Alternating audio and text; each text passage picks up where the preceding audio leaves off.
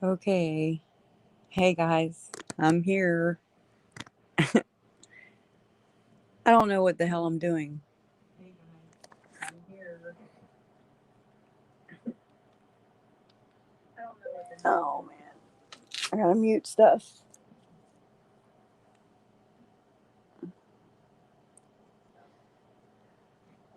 Mute, mute, mute, mute. Shh. Okay. Well, no, that is, but this one wasn't. And that's not. Might want to turn notifications off, huh?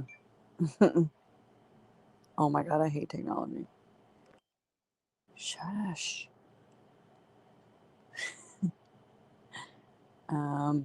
Here and here. Can you guys hear me?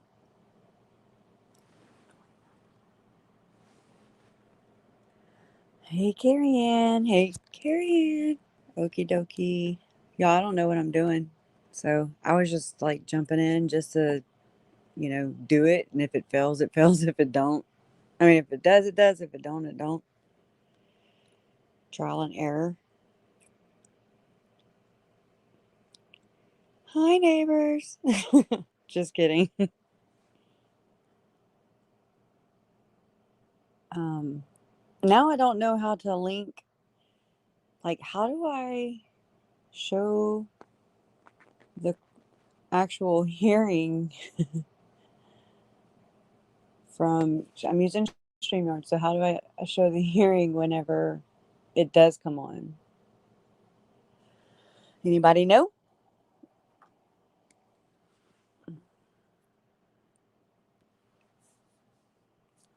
I need popcorn. Then y'all hear me chomping down on popcorn. Let's see. Send me a link to StreamYard and I will post it. Send me a link to StreamYard and I will post what it says to do. Hmm. uh, what? It says what? Oh. But then when I do, I leave this for some reason. I love y'all too. I know. I need everything for dummies. I've and that's how I've been doing it. Let's see. Copy, cancel, and then let me throw this to Kathy. Oh my gosh, and I'm doing it on my cell phone, so it's all wonky. um, like even how to find, and I'm just now getting used to StreamYard. This is like my second time. This is number 2. All right, I'm gonna post. Okay, paste, paste, and this is at. Oh, let me turn my ticket off my phone. Kathy, done. Chat. Hopefully I spelled it right. Nope, I didn't. Anyways, Kathy with an I. That's Kathy with the Y on accident. Okay, I just put it up there. Okay, let me. Okay, if I lose y'all, I'm sorry, but I'm gonna have to go see about Judge Boyce. See if he's on. Did I lose y'all?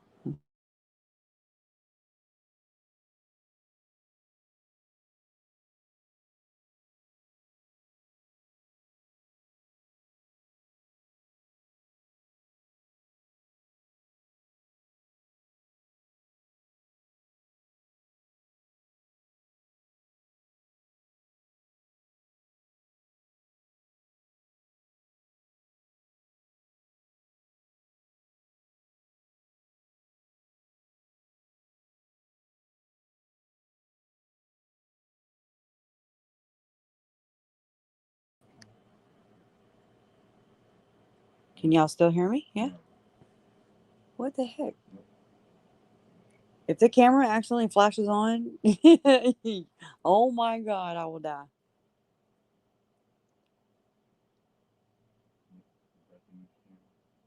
Where's my little avatar? Hey, hey, Scotland. Scotland. I've talked.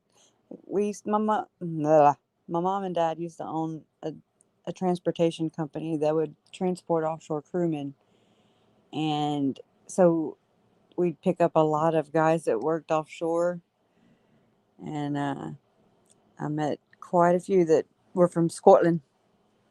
They're quite some characters, as are many of the offshore crewmen. They're kind of funny. Hey, Kit, how you doing? How's everybody doing? Like, I'm watching the comments on the TV, and then I'm having to learn how to navigate in StreamYard, which this is my second time using it. Um, I am going to be doing um, a live stream or some uploads tomorrow. And then we're going to schedule a live stream to discuss them. We're going to deep dive um, into the uploads. They are actually they're the interviews and footage of Alex and Lori, Tylee, after my Uncle Charles was allegedly murdered. No, he was murdered, but anyways. Oh, Kathy, do I put you as a participant? Why did you show up here? Do you want me to? Okay. I'm gonna add it, okay? Okay. Hey, Kathy. Ah, how are you? Can you hear me?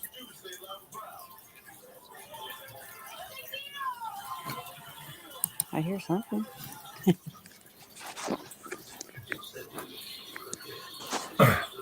Kathy?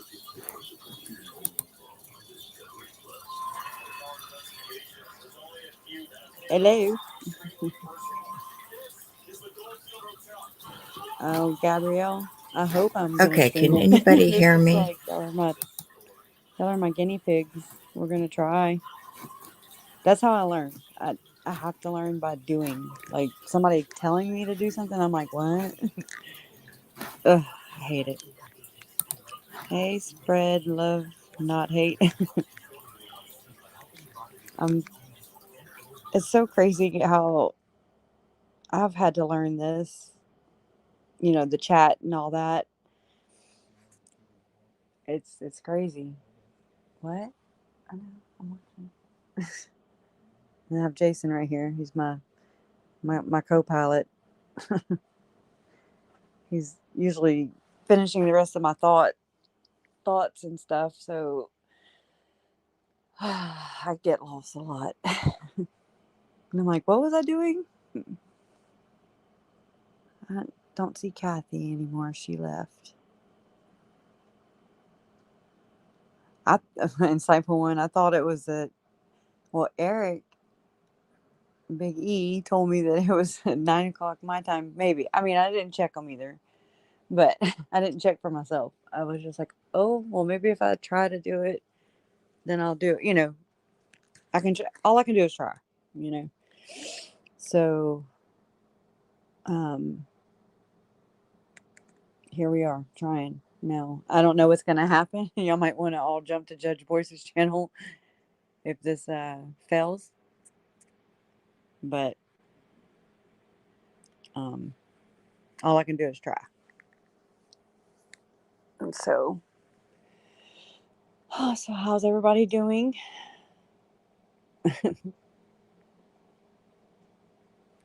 I'm glad y'all are here. It's just spontaneous. It's weird without having a co-pilot, a co-host to just kind of bounce off of. It sounds kind of crazy, because I'm just kind of talking to not to myself, but It's actually a day in the life of Crusha. Do I hope they sever the trials or keep them together? I hope they keep them together. I don't want to do this a bunch of times. That would be it's that would be too much on on us. It would be. I need you to stop answering for me. I know you're trying to help. I'm sorry. Um, it would just be too hard, and I think um, from a logical aspect, it would be better and more cost efficient for the state of Idaho, the taxpayers. Like they're kind of footing the bill for this, for all these rights that these alleged, murderers have. They've got a lot of rights. Um, really sucks. But if I were on the flip side, I'd probably be happy I had all those rights. It just sucks. Oh, Carrie Ann, I will always be here for you too, sister. Ride or die. That's how I am. I am who I am. Like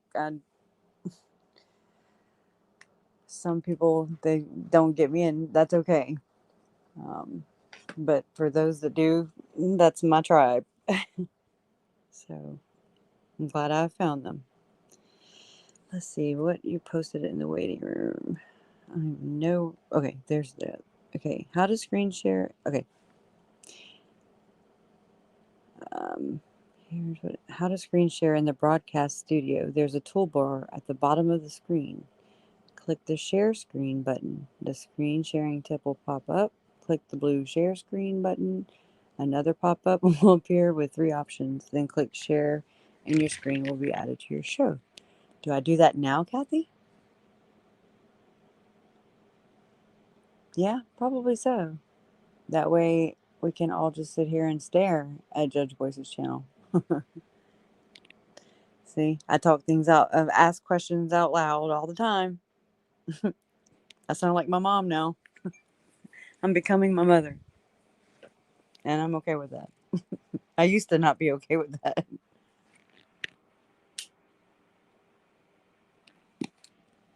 All right, so I'm gonna do a little clicking around. Y'all just hang tight, talk amongst each other, and let me see if we can make this happen. Good times, good times. Let's see. Okay, now I don't even know what I'm doing. Okay, go here. Okay, come on, Boise, Boise, Boise. Well, no, I need to share my screen. And doing it on mobile is so different than it was on my computer. How about I do it from my computer? How about that? That way. Okay, so everybody just hang tight with me.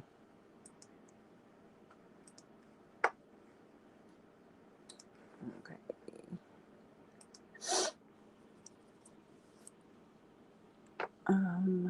Let's see. I'm sorry, y'all. My allergies are so freaking bad. So I sound like Snots McGee over here all the time. Eyes itching, ears itching, throat.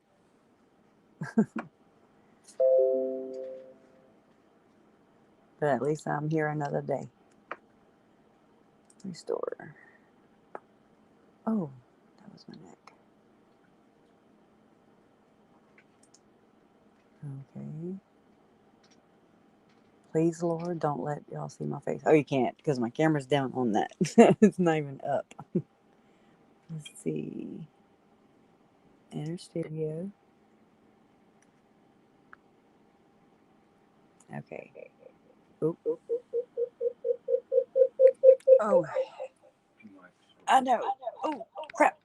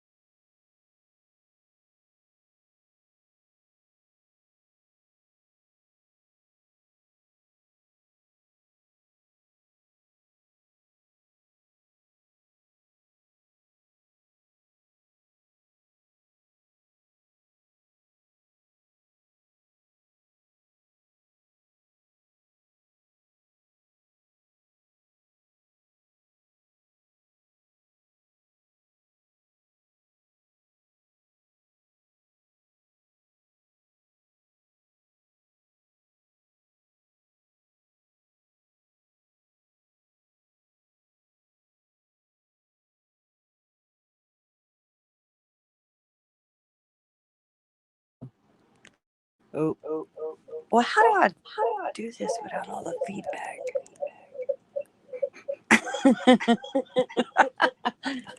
Oh my god. Okay, let me turn this one down. Shut up. Okay. Can you hear me now? Without hearing me in a wah wah wah wah wah. It does sound like I was abducted by aliens. That's part of Julie Rose's soul trafficking scheme. I know it. I just know it. Damn it. Okay, so now I'm on my phone and my computer. Now what do I do? Now can I use my phone? Hey, Bo Peep. I'm sorry. I want to say everybody's names, but I'll do that. I'll get better at it where I won't have to learn what I'm doing as I go. And then I'll just know it and I'll be like awesome. And then I'll be able to actually interact like a normal person. So thanks for being here. That means more than anything. All right, let's go check. Boy, wait, no. I gotta learn how to share my screen. Learn to share the screen. Sharing means caring.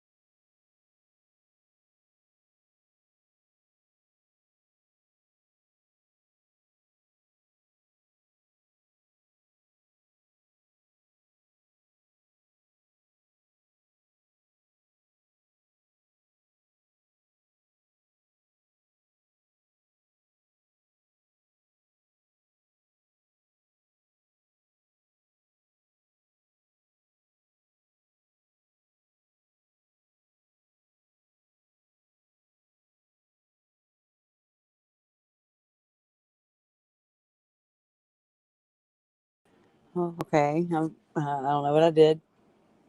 Obviously, that wasn't the right thing. Okay, so I gotta hurry. Uh, mm, put this down. Do something else. Okay, just hang tight. Okay. As soon as I find it.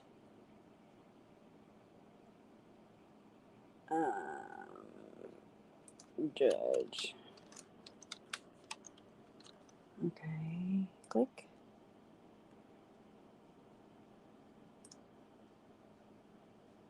Alright. So now what? Okay, now go here. That make it smaller. And then share screen.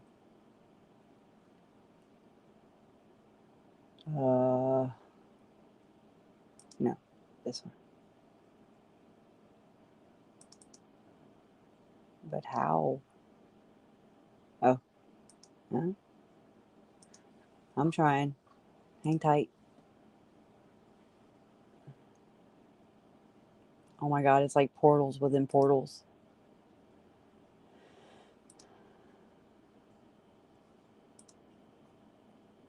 Oh my gosh, I'm actually sharing it. Right?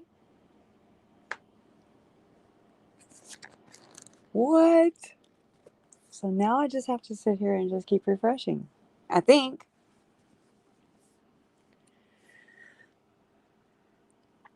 Hmm. What's muted? Wow. I'm here. I'm here. Can y'all hear me?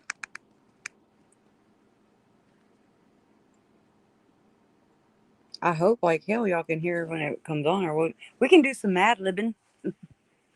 That'll be fun. Oh, you can hear fine. Great. Good. Yay. I think. I'd never get, too excited about things because that's just inviting the universe to be like, challenge accepted. And then the whole world seems to come down on you. Okay.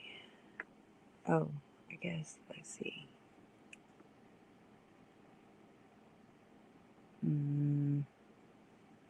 What else can I do? Let's play around in here. Let's see what all we can do. Because I think I can at least be a little avatar on the screen and sharing. Like this. Like that. Hey. Okay. So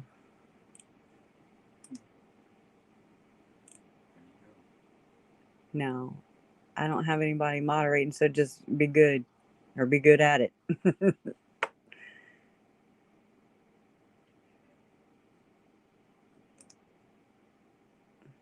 Is it real time learning? Yes. Insightful one. Yes.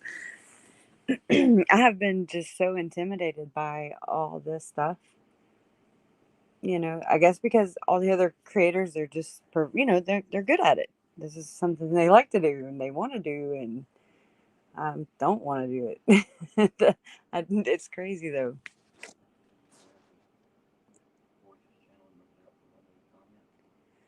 What? Oh, take the banner down. Let's see. Oh no. Go to waiting room first. Okay. Yes, ma'am. I'm just kidding. Hold on. Okay. I know, but they're probably in a breakout room that they know how to do and work. You know how they. I'm answering Jason. I'm really not answering myself, y'all. I talk to myself and he talks to himself, and then we're like, "What'd you say?" And then, yeah, we're there.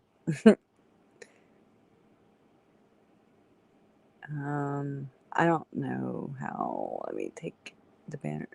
Oh, and it's new, so it's like a whole new thing to learn. I was learning Zoom, and oh my god,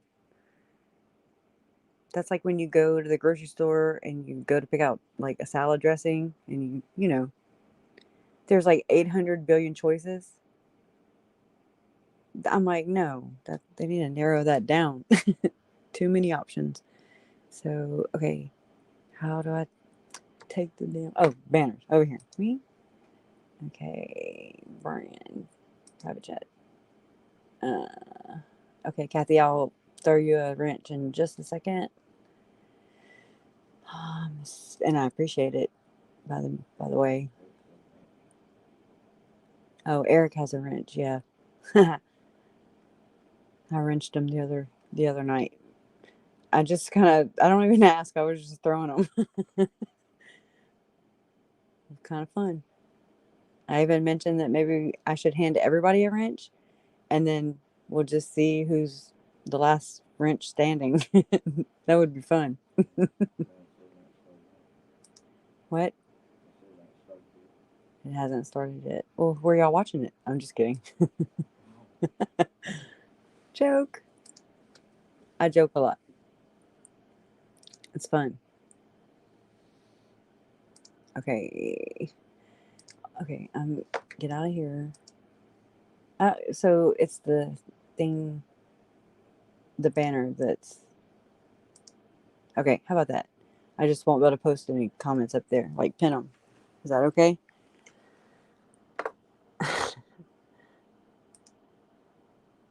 I'm telling you, I'm a one woman circus right here. Just that's what you hear whenever I come in the room. Okay, so now I'd have to go to YouTube to literally throw you a wrench. Kathy, Miss Kathy. If I did that, then it wouldn't show voice anymore. So I'm gonna do it from my other phone. That's what you do. You just get more devices, and that way you can do stuff everywhere.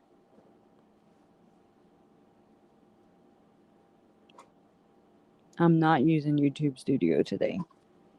Do I need to? I think that's too much. They just need to have one integrated system, in my opinion. Oh, Mama Bear, thank you.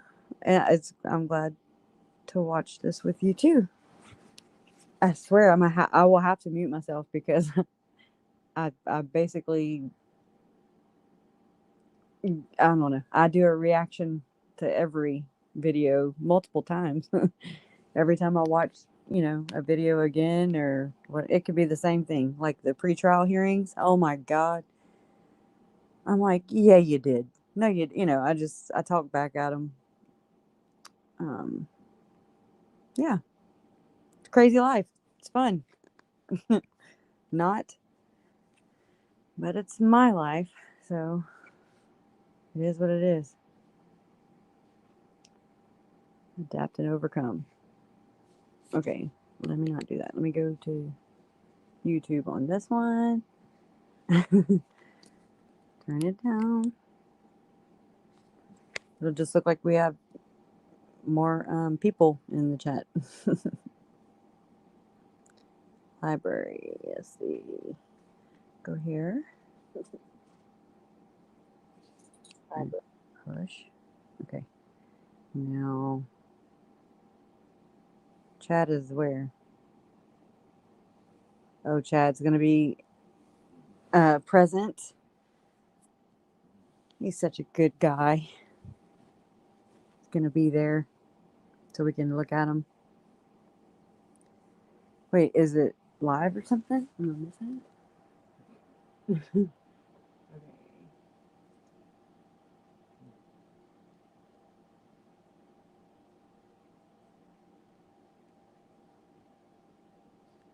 Oh, crap. Okay, I'm sorry. Oops.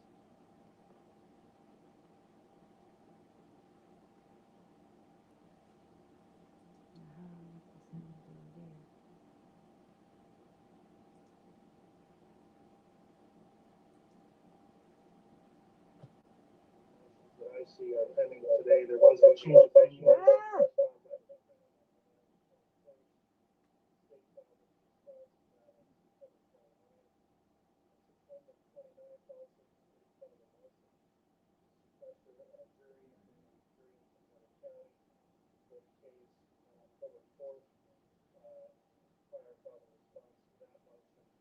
And also a motion to continue the hearing on that motion, and I allowed for short time to hear the motion continue.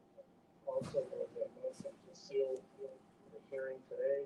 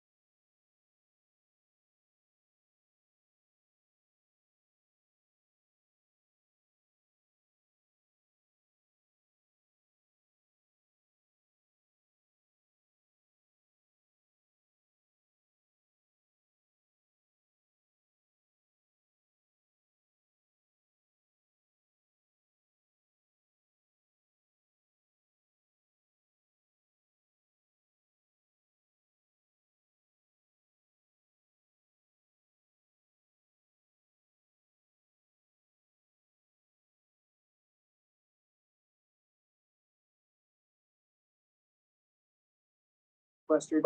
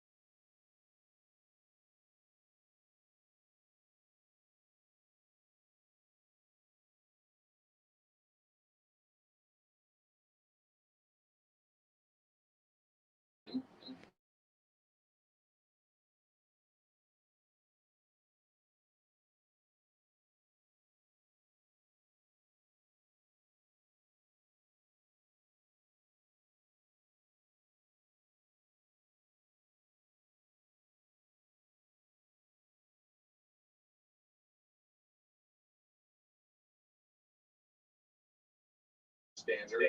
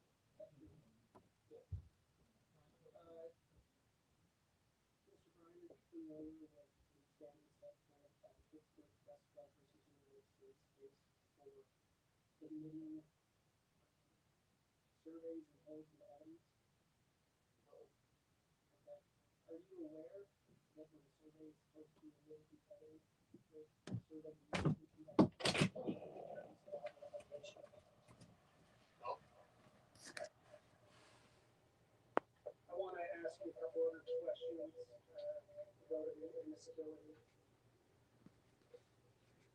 Again, I'm not going to ask you any of the substance of the survey. In your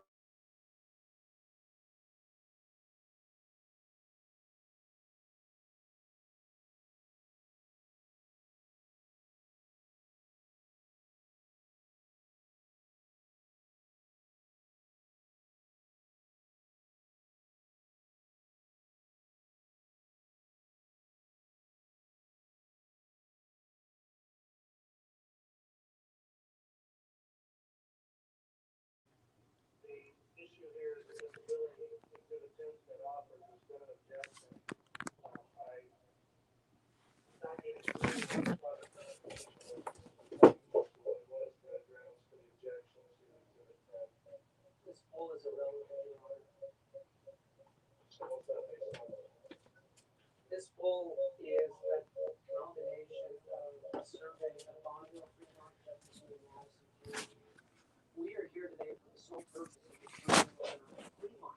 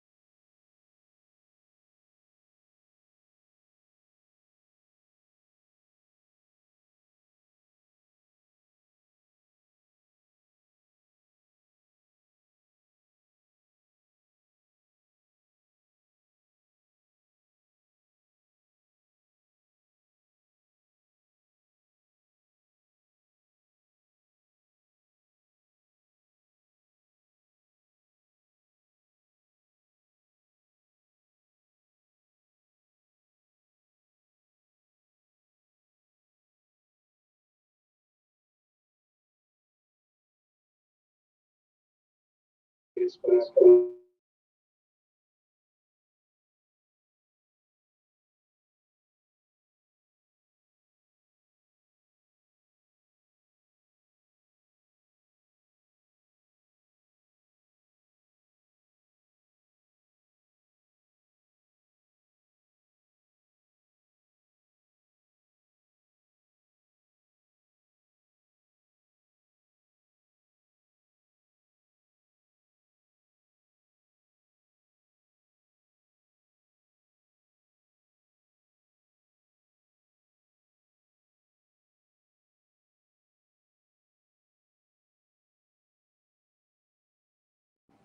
Can y'all hear me? Oh, oh my, oh my God. Oh, wow. I don't understand how this works with the sound. I was moving around with like 3 different devices. I even wouldn't put one in my portal in my closet in timeout. Like, no, I wouldn't put it in there. I was like, okay, well, let me just try this. I don't know. So I have it playing, sharing screen or whatever on my desktop with Streamlab or StreamYard, whatever this is. And then you can only have sound on one. So I wonder, since I'm joined on my computer, can I just close my phones out? Because that would be awesome. Okay. All right. Thank you, Insightful One. Let me try. That's all we can do, huh? I'm scared. I'm scared.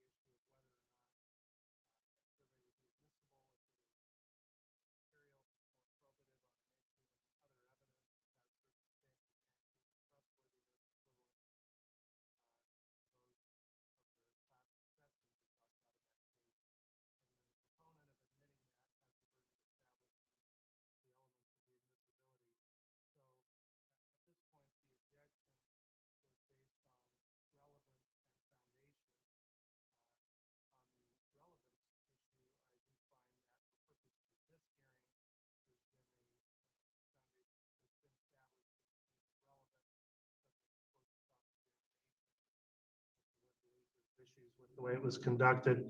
In terms of the foundation, at this point, I would indicate, Mr. Pryor, I don't believe there's been a sufficient foundation laid for the admission of that, but I'll allow additional foundational questions if you have those from your witness before making a final ruling. Okay.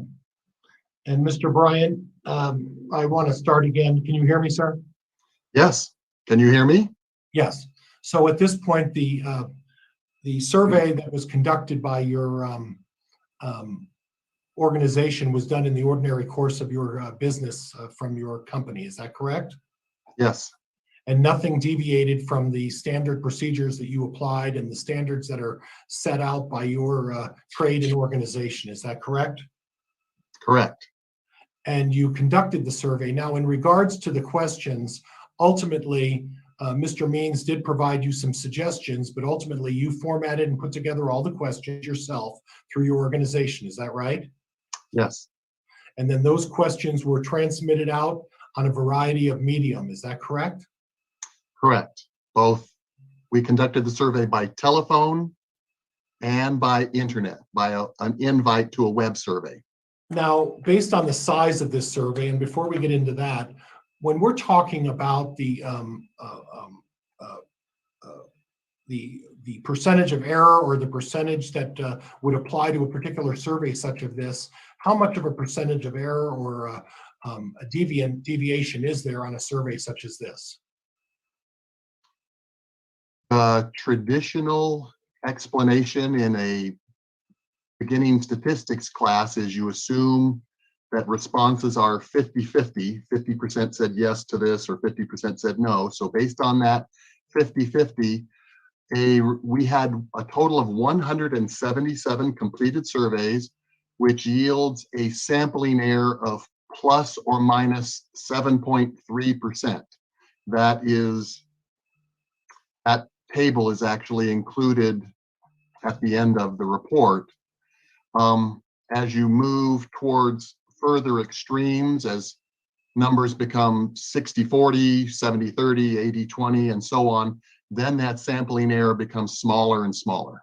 Well, that brings up an interesting point, is that part of the questions and part of this survey was to decide and find out what people's feelings were regarding the Chad Daybell Lori Vallow case, correct?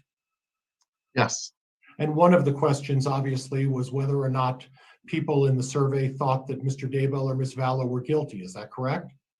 Correct. And the percentage. Objection, we're getting into the substance of the poll without it being properly admitted. I don't need to admit it, Jim. Well, if we're going to testify off of it and the results, then it's been offered and we need to get a ruling on admissibility. So I've allowed for additional foundation. Do you have any additional argument on the objection to the admission of that survey, Mr. Wood? Yes, Your Honor, there are 7 factors that Pittsburgh requires. So far, Mr. Pryor I do believe he has established Mr. Bryant as an expert.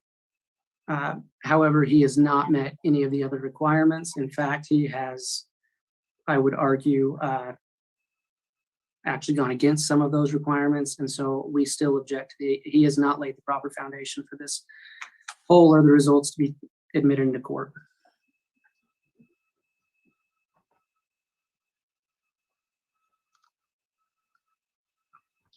All right. At this point, I have considered that objection in light of that Pittsburgh Press Club case. I would note that the question here is not ultimate admissibility at trial for either a jury or a court to consider on the ultimate issue that may go to the results of the survey, as was the case in there. This is a hearing as it relates to argument regarding publicity in a venue motion.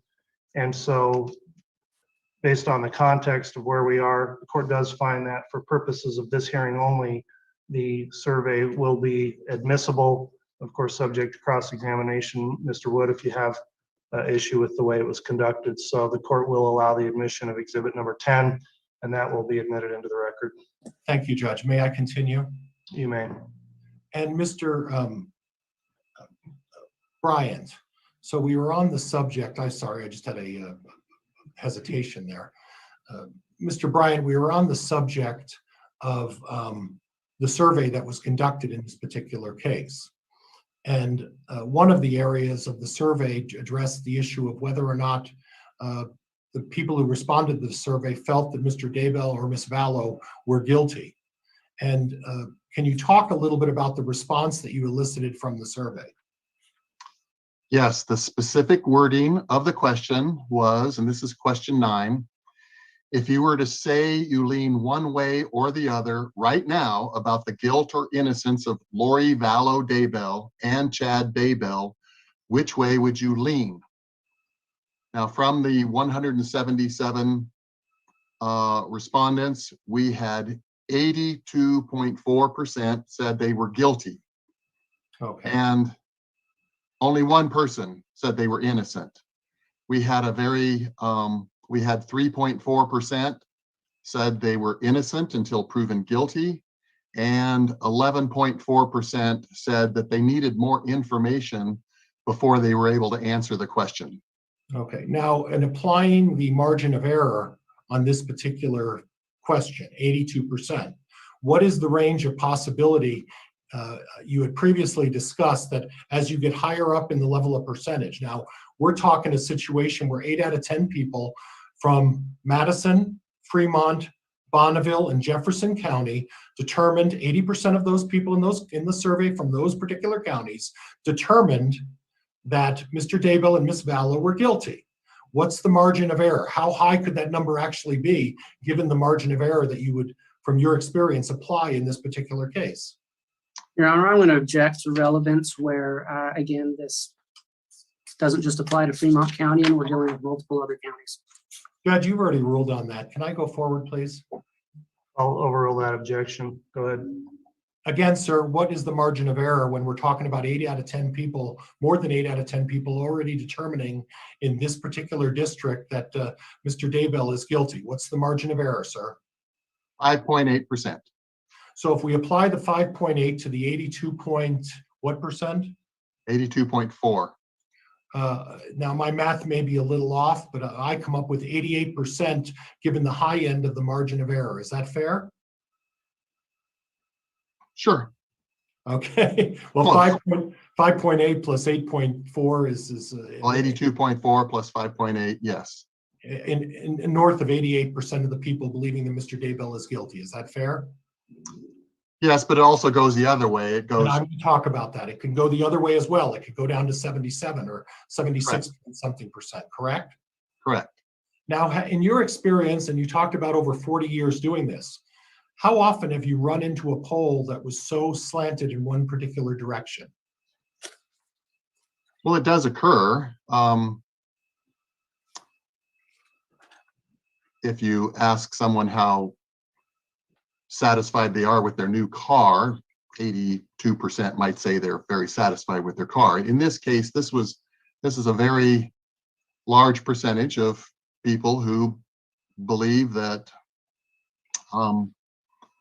Lori Vallow Daybell and Chad Daybell, well, they lean towards their guilt. Okay. Now, It's a very high percentage, yes. So you would consider this a very high percentage? Yes. Okay. Now, one of the other questions applied to whether or not Ms. Vallow and Mr. Daybell could get a fair trial, correct? Correct. Now, taking into consideration that over 82% believe that Mr. Daybell is guilty, one of the other questions you asked is whether or not he could get a fair trial. What were the responses in regard to that? Well, we had 22.6% said that they definitely will receive a fair trial in Fremont, Madison, Bonneville, or Jefferson County. And an additional 37.3% said that they probably will, which is a total of 59.9%, almost 60%, or 6 out of 10 respondents felt that they would receive a fair trial in one of those 4 counties. Okay. So I'm a bit confused. 82% say that he's guilty, but in spite of being guilty, he'll still get a fair trial. Is that what the polling seems to suggest from the folks in Jefferson, Fremont, Madison, and Bonneville County? Correct. Okay. Now I want to talk about particulars by way of county, and Mr. Wood brought this up. What are the percentage of respondents from Bonneville County? 55.4% of all the respondents were from Bonneville. Obviously, that's where we were able to get the most respondents. And obviously, that's a significant population in Bonneville County as well, correct? Correct. We're talking somewhere around 120,000 plus people, correct? I can't verify that. Sorry, I didn't verify those numbers before getting on this. And obviously, if you're talking about Boise, you're talking about a market it's not as big of a market as you would find 500,000 people in the Boise market, correct? Well, that's correct. Objection assumes facts, not evidence. Sustained. I'll strike that answer. Okay. So at this point, what were the percentage of Fremont County? We were only able to obtain 10.2% of our 177 respondents. So about 18 people were from Fremont County. Does that change your factors in terms of the margin of error any? Well, not on the overall survey responses of 177, no, but if we had to just analyze the 18 people in Fremont County, yes, it would create very large sampling errors. Right, right. So the idea is not just to limit yourself to Fremont County. The idea is to get an overbroad spectrum of people from a variety of areas to get a more accurate polling of what people's beliefs are. Would that be fair? Yes. Okay, so what did we do in Jefferson County? How many people over there? Well, we received 15.8%, about almost 16% of our 177 are there in Jefferson County. And then how about Madison County? 18.6%. Okay, so the people as a result of this survey were predominantly from Bonneville County, is that correct? Correct. Well, And over 50% from Right. all four counties came from that one county. Right. So predominantly the idea here, and obviously you're the expert in this, is to draw from a large swath of people to get a more accurate representation of how people in Eastern Idaho feel about Mr. Daybell and Ms. Vallow. Would that be fair?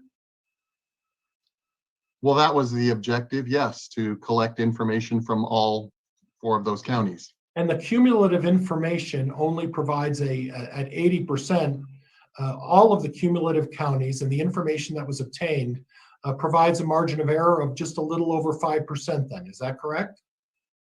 Well, on that one question where it's 82% who said yes, they leaned towards the defendants being guilty. Right, okay. Judge, I don't have any further questions. I'll defer to counsel at this point. All right, Mr. Wood, cross-examination.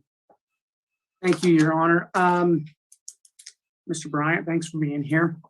I want to talk about the universe you chose to conduct your poll. You did state, correct, that your participants needed to be at least 18 years of age, and either have a valid driver's license or be a registered voter in Idaho living in Bonneville, Fremont, Jefferson, and Madison counties, correct? Correct. And you did that to make sure that the people you polled were potential jurors, correct? Correct. Okay. Now, I want to talk about, you said Mr. Means gave you suggestions on questions. Yes, I wrote the question, and I have to tell you, thank you for asking that. The one big change that Mr. Means gave is he wanted to make sure that the word Vallow was included in Lori Vallow Daybell's name. Okay, but so he did participate at some level in the creation of the questions. Yes, I did not include Vallow in Lori Daybell's name. And did he make any other suggestions to you? I don't recall that he did, no.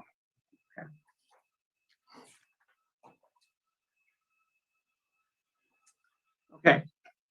I want to talk about your representative sample. You've said that 10.2% of the individuals polled came from Fremont County, correct? Correct.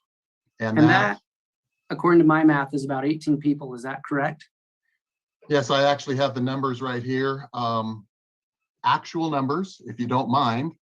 That would be great. We actually achieved 98 out of Bonneville, 18 out of Fremont, 28 out of Jefferson, and 33 out of Madison. I can repeat those if you need me to. I've got it. Thank you. You've been conducting surveys and polls for, you said, approximately 40 years. Correct. How many times have you polled as to the guilt of a criminal defendant in an area where a juror could be called? Twice before. Twice before. So this isn't done regularly, is it? No, I have to admit, most of my research is in healthcare, public policy. Okay. And so in doing your poll, let me ask you this. Are you familiar with, did you study any census numbers to get the relative populations of the counties you polled? No, Okay. And you said that you sent an invite out for the poll online. Is that accurate? correct.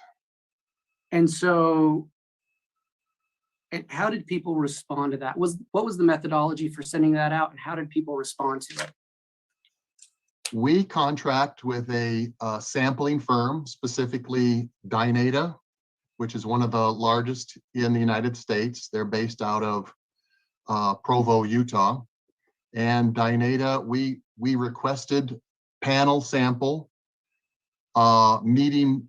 We identified the criteria of over a certain age, driver's license, registered voter in those 4 counties.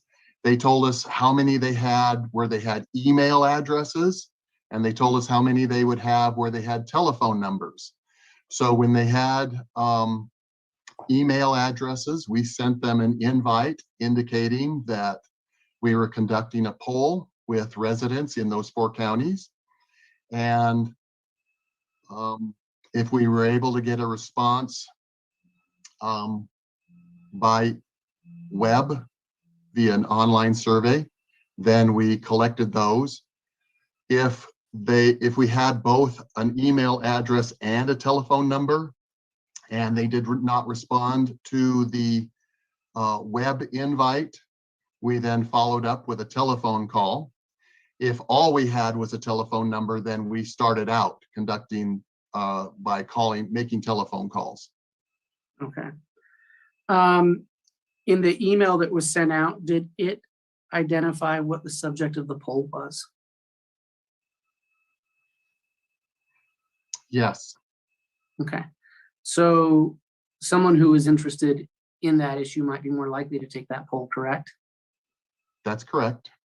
Okay. I mean, we did not say it was a murder trial in eastern Idaho. We just said we're interested in your opinion about a local a court case that you may or may not have heard of.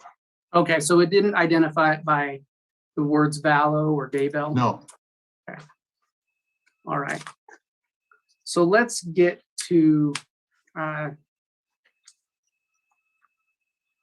we're here today, Mr. Bryant, to determine if jurors in Fremont County are able to be unbiased in a jury trial. And so as I look at your poll, I cannot read this and get information specifically about jurors in Fremont County, correct? That is correct. Because we were I'm sorry to interrupt, but we were requested specifically by Mr. Means to conduct the survey in all 4 counties. All right. And he did not request that you divvy that up county by county, correct? That's correct. Okay.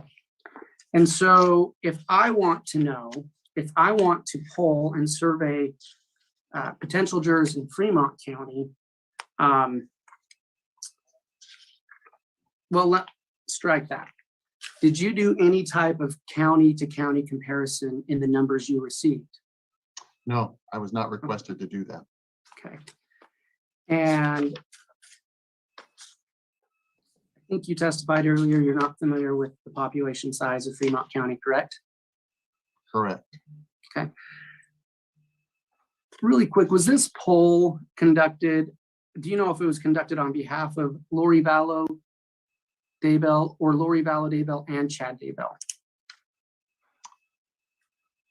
Wow, my understanding is that it was being conducted on behalf of both. Okay, My understanding. okay. And when you ask the questions in your poll about guilt,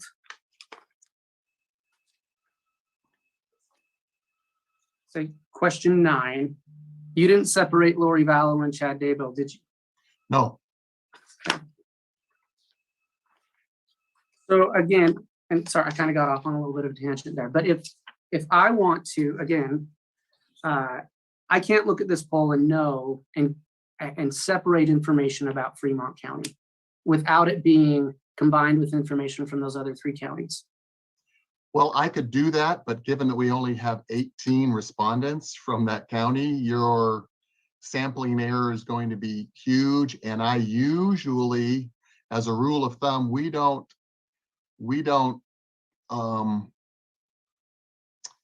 put forth results for just anything under 25 respondents.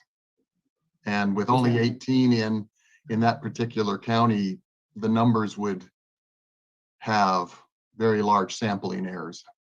Okay. And so would you agree with me that 18 individuals is a very small amount of individuals to poll on an issue like this? Well, if I'm looking at just that one particular county, yes, but the objectives that were given to us from the research specifications were not to just survey just one county. Sure, and I understand that. And the questions I'm asking are not necessarily what you were asked to do. We understand you were given a commission and that you followed that commission. I'm not questioning that. It's the applicability to Fremont County. And well, with only 18 respondents, I would not apply the results from those 18 respondents to reflect the entire opinion of residents in Fremont County. thank you. I have just a couple more quick questions. I would note that your question 1, it reads, are you familiar with any crimes that happened in the Rexburg area over the last couple of years where 2 or more people were killed? That's the question, correct? Yes. And you would agree, would you not, that the moment you say the word crime, you imply that someone's guilty, correct? Because crimes don't commit themselves. Well, you're getting into semantics here, Mr. Wood. I guess Okay. that's the language I put in the questionnaire, and Okay. nobody objected.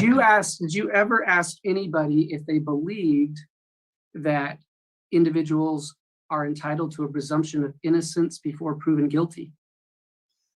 No, that was not the objective. However, we did have that as a response category that had been assigned to question 9. Yeah. When you're reading just for clarification, when you're doing a web survey, these were all what we call closed-ended questions. And so when someone saw the question 9, if you were to say you lean one way or the other about the guilt or innocence of Lori Vallow Daybell and Chad Daybell, which way would you lean? All the respondents saw the possible responses of guilty, innocent, innocent until proven guilty, and need more information before answering. And they had the option of saying, I don't know. So they saw those on the screen as they were conducting the survey. Similarly, if they participated in the survey via the telephone, the interviewer read those response categories to the respondent. And so there again, they heard the words innocent until proven guilty. Okay. Did that answer your question? Somewhat. Not exactly. I understand a little more how the poll was conducted now. Based on the way these questions were asked, would you be able to separate out the bias against Chad Daybell as opposed to Lori Vallow Daybell? No. Okay. I'm sorry. Yeah, the only thing that gets to that is we have we have questions 3 and 4. Question 3, do you remember any details about this crime or the people involved? That was an open-ended question. So we didn't give them any names, but, and so you can see in question 3, 39.2% mentioned Lori Vallow Daybell, 35.2% mentioned Chad Daybell. Those are what we call open-ended questions. I didn't give them a list of options to select from. People mentioned Lori Vallow Daybell or Chad Daybell. Okay. Now, based on your answer that you can't separate the bias totally between Mr. Daybell and Mrs. Vallow Daybell, is it also fair to say you cannot separate the bias between Mr. Daybell and Mrs. Vallow Daybell in Fremont County? Oh, definitely not. Not from only 18 respondents, no. So, Mr. Bryant, with the way you're answering these questions,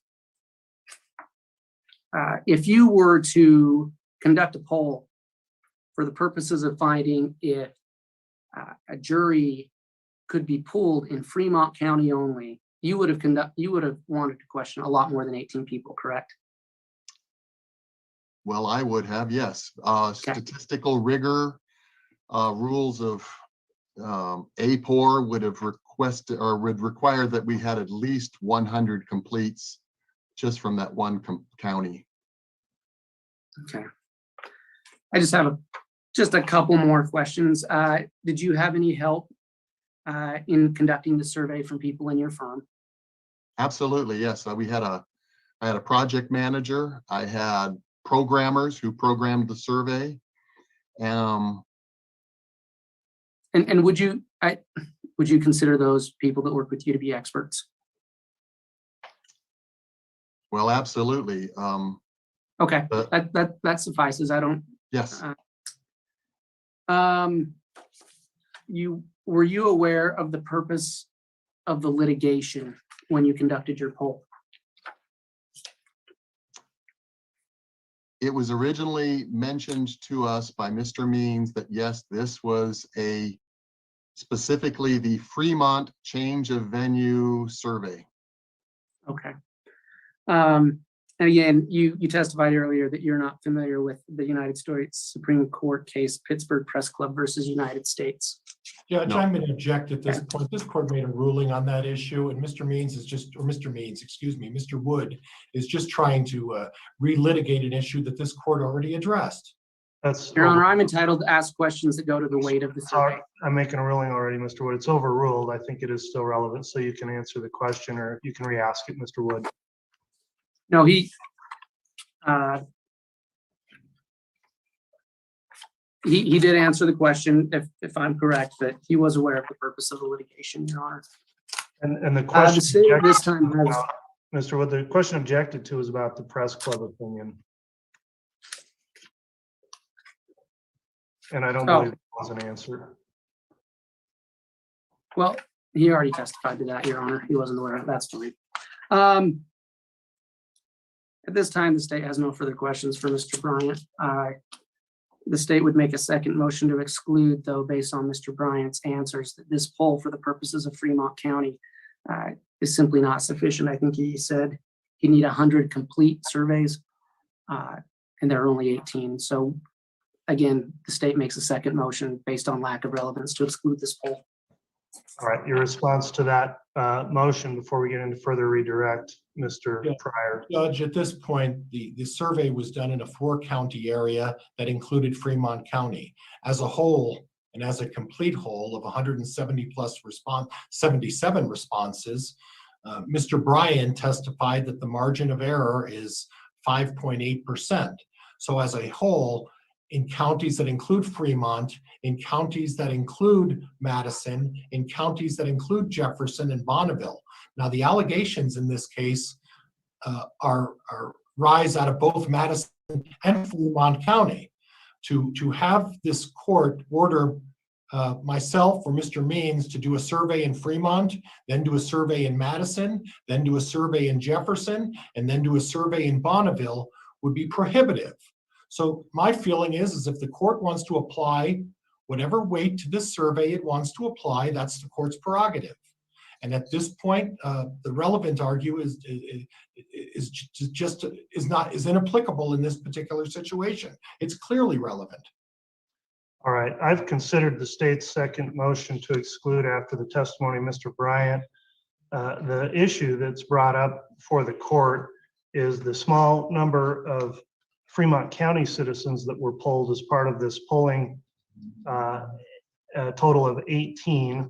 The issue before the court is whether or not a fair and impartial jury can be found within Fremont County.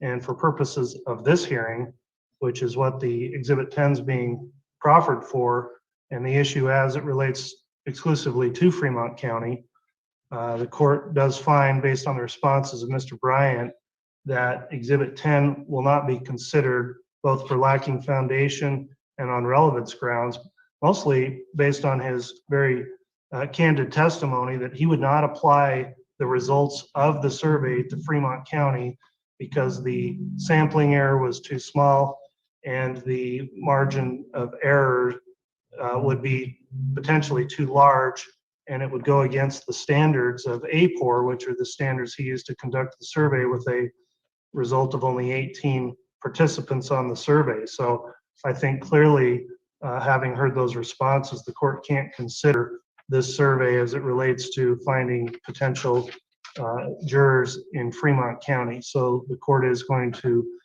sustain that motion offered by Mr. Wood, and the survey Exhibit 10, although previously admitted, will not be considered in the court's determination on the issue.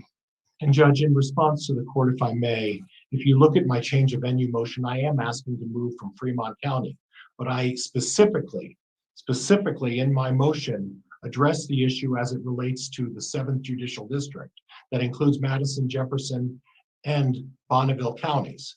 My motion for change of venue specifically says that this hearing and this trial could not be effectively held in the 7th Judicial District. So I would ask the court to strongly reconsider its position as, although this is Fremont County, I think the court is splitting hairs by saying, yes, Fremont County, and but frankly, I was also moving for the entire move from the 7th Judicial District. And under the rule, I'm permitted to seek a change from a particular judicial district. So at that point, based on how I've pled this in my pleadings, I think it is relevant. Your Honor, I would just very quickly respond. This poll did not include all of the 7th Judicial District. It left out Bingham County, which is a fairly large county, and a couple other smaller counties. So the poll would still not be relevant. Well, Judge, I don't have to go over every entire county to do this. What I do is I take the largest county within the 7th Judicial District, who happens to be Bonneville.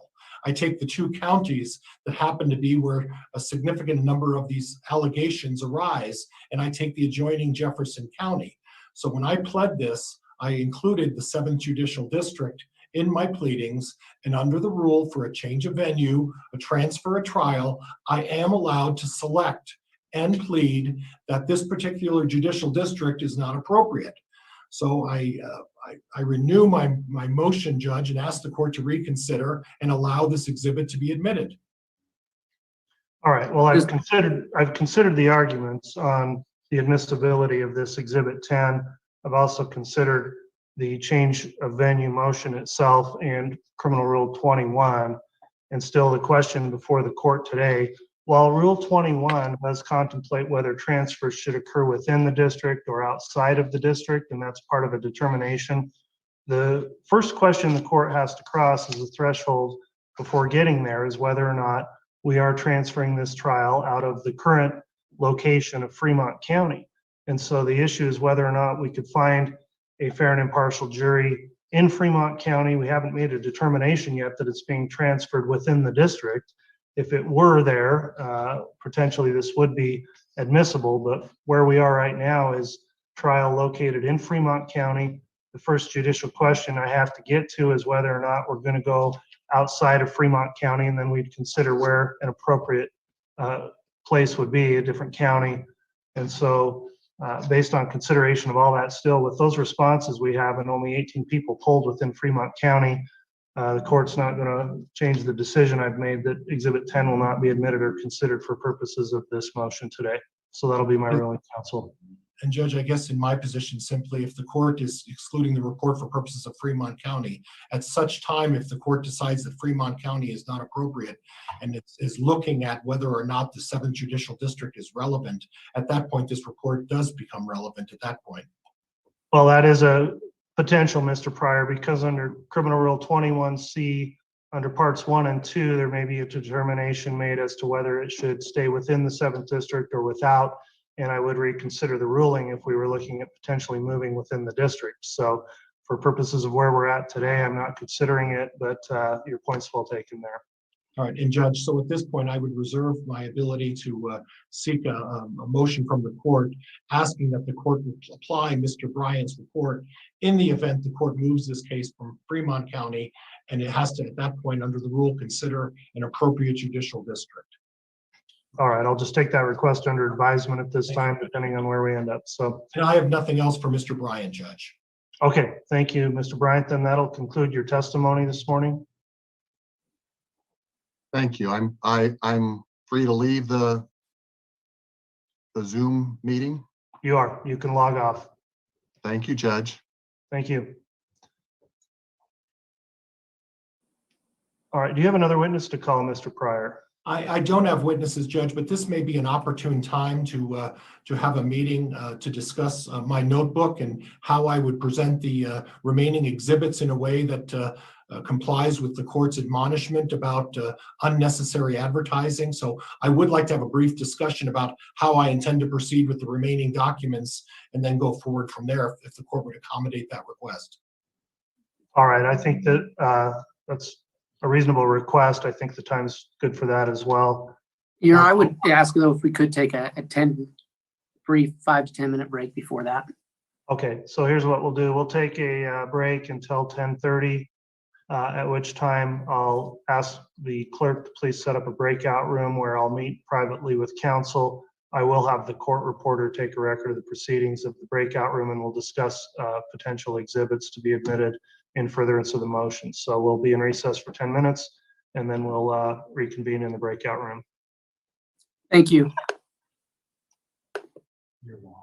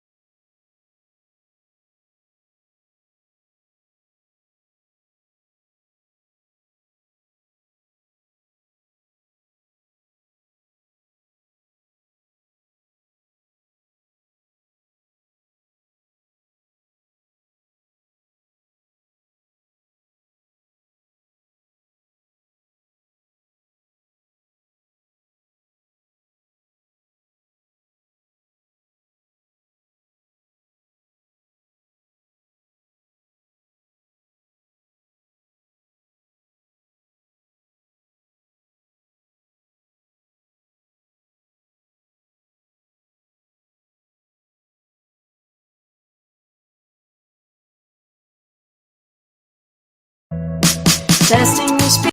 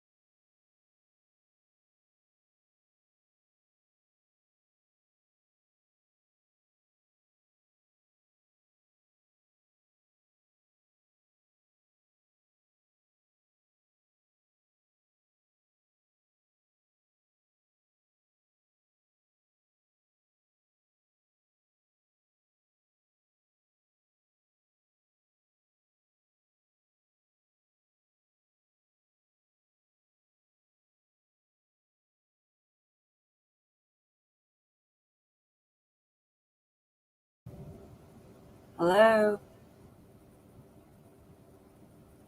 Hello?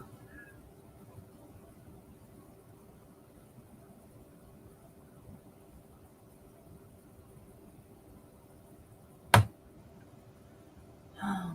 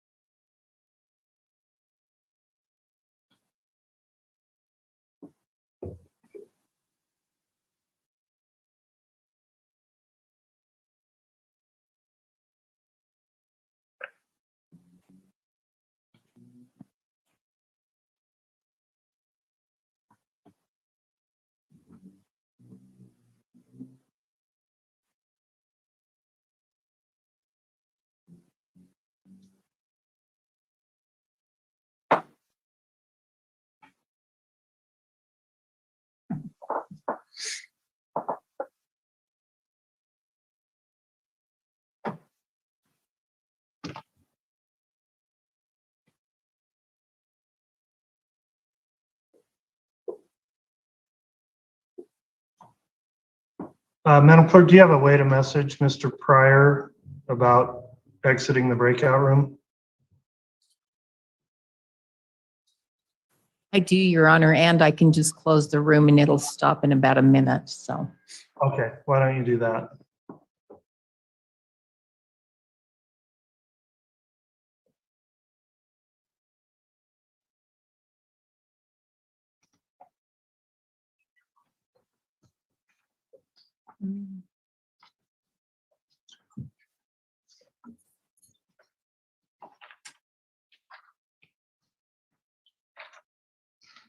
Okay, we'll be back on the record here. We took up some evidentiary issues outside of the presence of the live recording here due to the potentially inflammatory nature of the proposed exhibits that were being offered.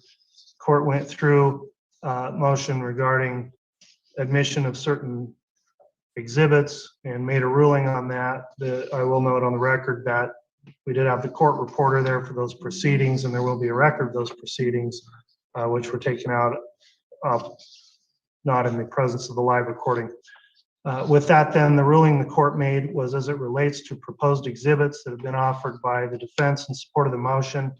Those are contained in a electronic folder that has 10 separate subfolders. The court admitted subfolders 1 through 8, with the exception of a photograph in subfolder 3 that was not admitted. On the other subfolders, those haven't been proffered yet. And on number 10, that previously was the survey, the insight survey that the court ruled was inadmissible. So before the court then, which has been admitted, are the exhibits contained in those subfolders 1 through 8, with the exceptions I just mentioned. And the court made that ruling based on a self-authenticating analysis under Rule 902, subsection 6, and Idaho Rule of Evidence 101, F3. Also considering case law, the court considered including the Chiampi versus City of Palo Alto case 790 F supplement 1077, and in conjunction with the Idaho rules, determined self-authentication for those published items. So those items will be considered by the court at this time as admitted. And again, any reference to those, if they're inflammatory in nature, Mr. Pryor, I'd require you to just refer to those in generalized terms, and I'll locate them on those drives. So that was the ruling on our evidentiary issue. With that in mind, then, Mr. Pryor, this is still your motion and your time to argue the motion. Do you have another witness you're going to call? Judge, I have no further witnesses in light of the court's ruling admitting those 8 folders with the information that's contained within them. At this point, what I have left to do is make argument. So if the court wants to allow Mr. Wood to call his witnesses, then at the conclusion, if the court wants to proceed that way, I'll make my argument and obviously Mr. Wood's argument and my rebuttal, and we could wrap this hearing up if that's the way the court wants to proceed. Mr. Wood, do you have witnesses you intend to call in objection? Your Honor, we do have 2 witnesses. My suggestion would be that we, where it's noon, that we break for lunch and reconvene whenever the court says we should, and at which point our witnesses are ready and ready to go. But I do think now would be a good time to break for lunch. Okay, I think that's a fair request at this point in the hearing and the proceedings. So we will break for lunch from 12 to 1. And I'd ask counsel to be ready to start up again at 1 o'clock, and we'll have your first witness then, Mr. Wood. Thank you. Thank you. We'll be in recess then for an hour. So who are our 2 witnesses?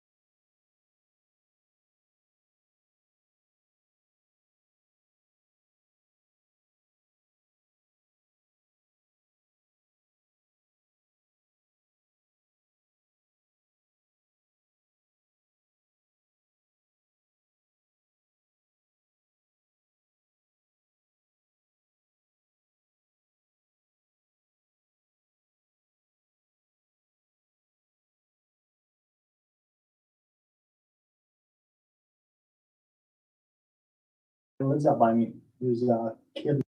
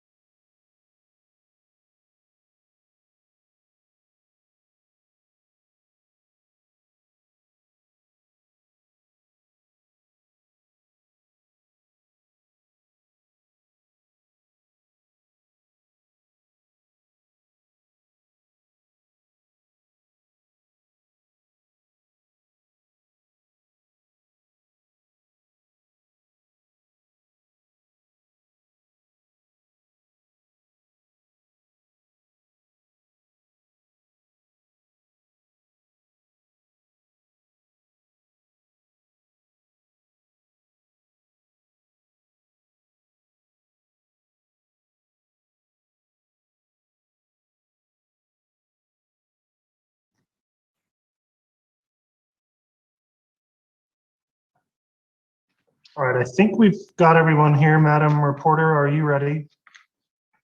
Yes, Your Honor. Okay, we'll go back on the record after the lunch break on this matter. This is the time for a change of venue motion. KCR 22211623, State versus Chad Guy Daybell. Council's present and appearing. At the time of the lunch break, we concluded with Mr. Pryor's presentation of evidence. And at this point, Mr. Wood, I understood the state had witnesses to call. Is that correct? Yes, Your Honor. I'm not seeing them in this room. I don't know if they've been accepted yet. Okay, who's your first witness you're intending to call? Len Humphreys. All right, let's see if he's there.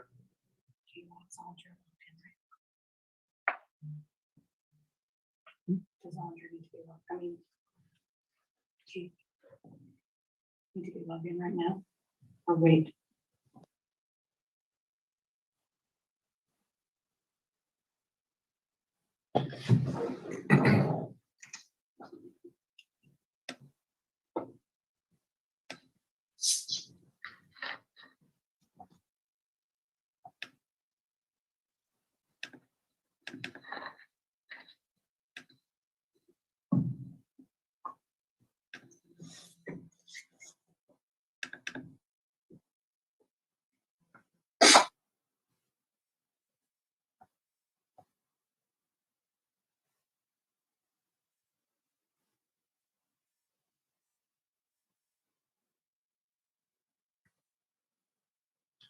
It's like he's having an issue getting connected.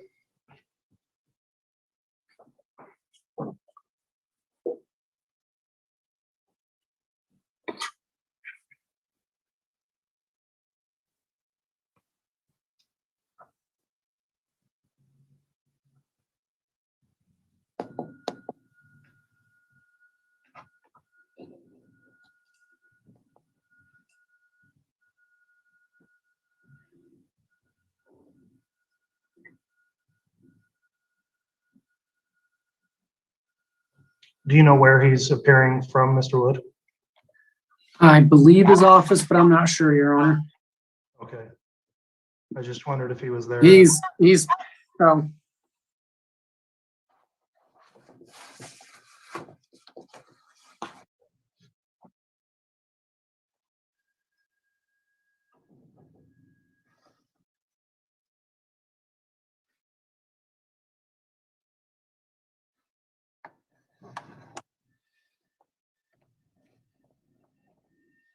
oh, there he is.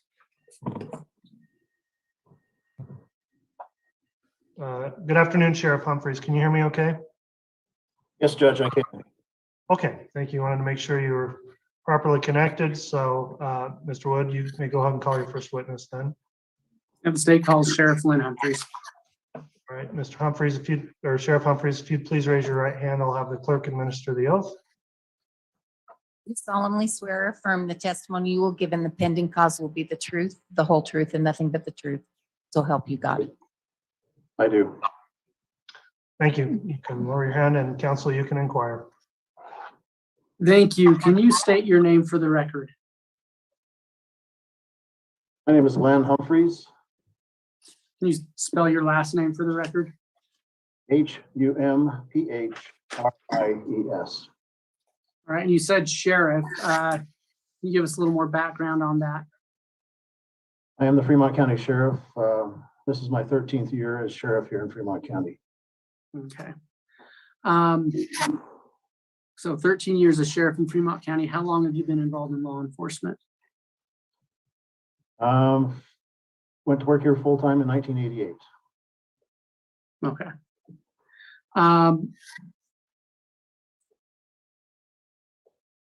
Today, what I need to ask you about, Sheriff, I want to talk about some of your responsibilities as it relates to the district court.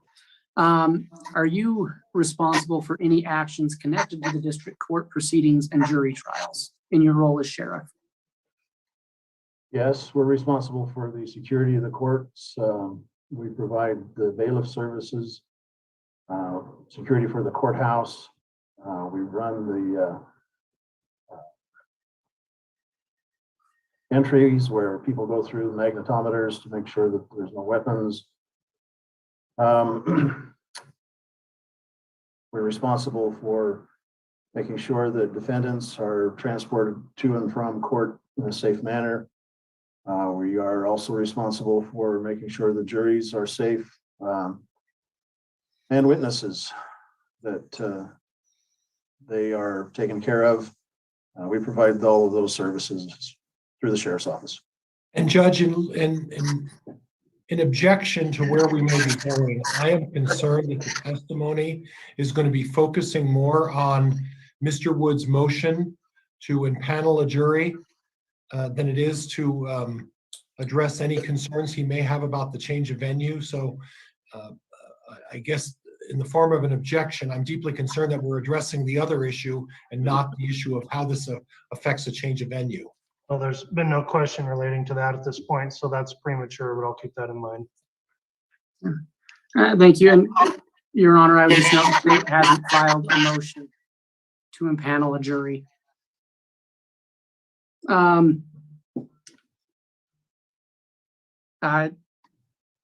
So Sheriff Humphreys, thank you for going over that. Are you also, you said you're responsible for the defendant's security. Are you responsible for housing the defendants? Yes, we are. Okay. And are you familiar with the case of the cases of Chad Daybell and Lori Vallow? Yes, I am. And are those defendants under your care and custody?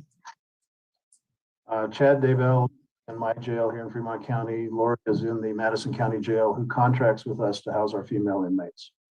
Okay, thank you.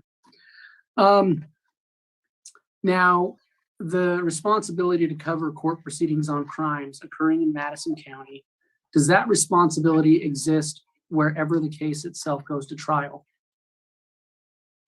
I'm not sure I understand your question. Okay, I'll rephrase it. I think I said Madison County, I meant Fremont County. So I apologize. If a case is a Fremont County case and a change of venue takes place and if that a case is heard elsewhere, do you still maintain the responsibility, the same responsibilities that you would maintain as if it were in Fremont County? I believe that is the case, either by providing the staff to take care of it or contracting with the host county, wherever that may be. Okay.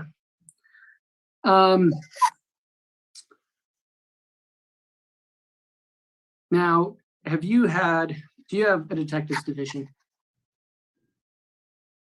I'm sorry, once more? Does the Fremont County Sheriff's Office have a detectives division? Yes, I have 3. Okay.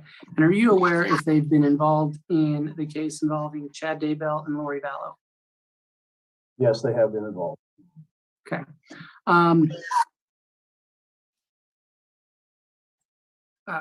want to talk to you about kind of the monetary and manpower costs that arise if they have to travel outside of Fremont County.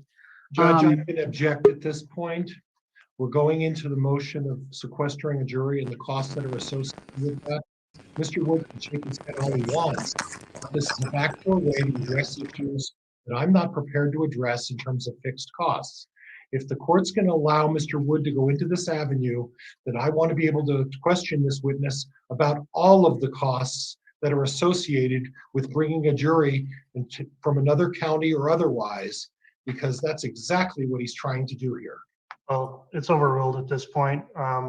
We'll see where the testimony goes on the issue. Of course, the matter before the court today is whether or not venue should be changed, meaning transfer the location of the trial, and I find this to be relevant testimony, so that's overruled. You can continue, Mr. Wood.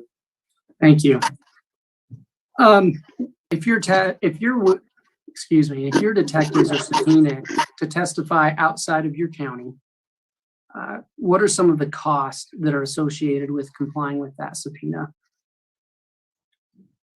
Judge, again, I'm going to renew my objection. This goes to the sequestering a jury and cost as it relates to that.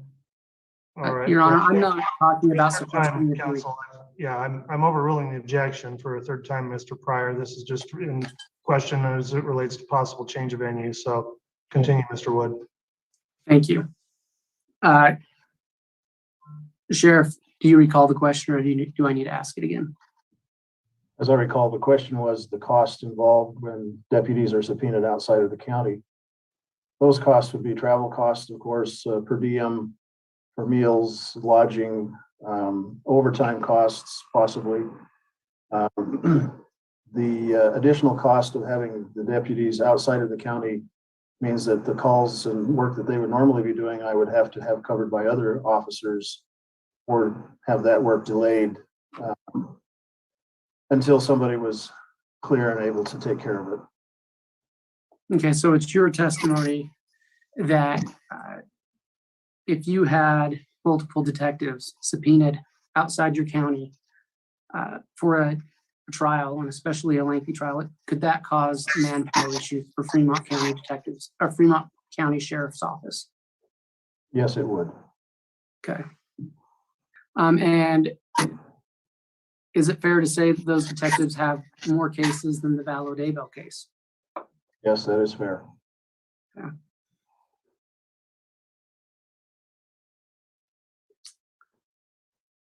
Now, at this time, can you put a dollar amount on how much it will cost Fremont County if your detectives are subpoenaed to testify outside of Fremont County? Excuse me, Your Honor, I'm getting terrible feedback. I can't. I'm hearing it too. Yeah, so am I. I'm not sure where that would be coming from. Maybe, maybe Sheriff Humphrey's microphone. I'm not sure. I believe this is from Mr. Ward. Yeah, it seems to be happening when I'm speaking part of the time. Okay, hopefully we can figure out where that's coming from. I wasn't doing it before lunch, so I'm not sure why it would be doing it now. Okay. Sheriff, do you need me to ask that question again? Yes, please. The question was, at this time, can you put a dollar amount on how much it will cost Fremont County if your detectives have to travel outside of Fremont County for a, if they're subpoenaed to testify at a trial? There's no way that I could estimate what those costs would be without knowing where the trial might be held or how long the trial might last. Okay. We've talked about your detectives being subpoenaed and what that would do to the detectives department. What are some other responsibilities you may have to provide in another county if a trial is moved? I anticipate that the same costs would apply as far as providing security, providing transportation, providing housing for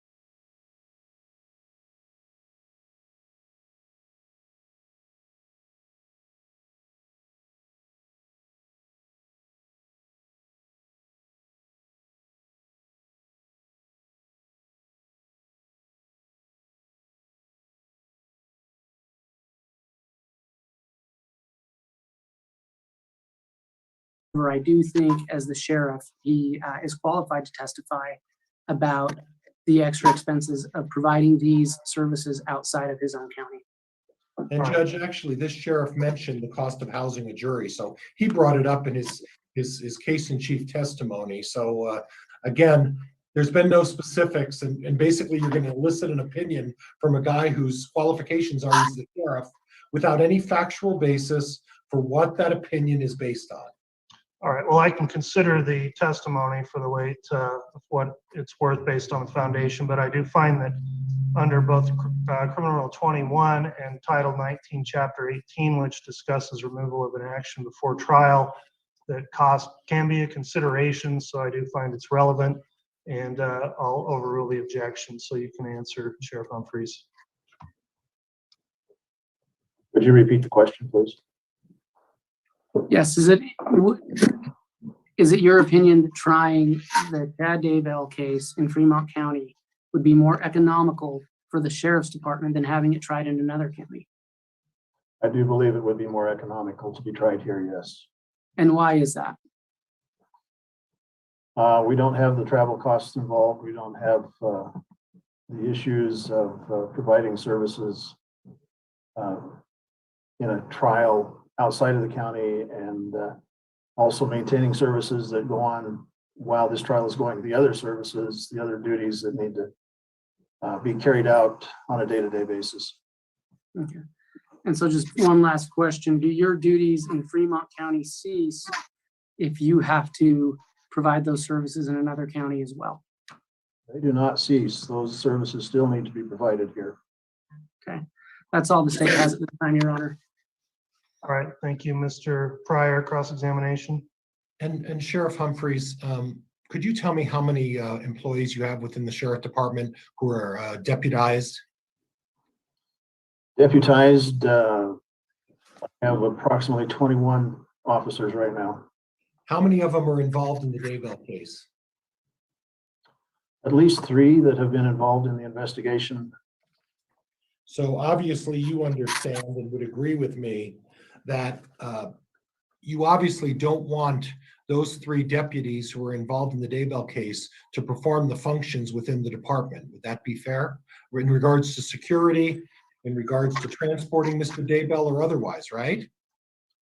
So the 2 of those are detectives, and the 3rd is my patrol lieutenant, who was a prior detective and was very involved with this case.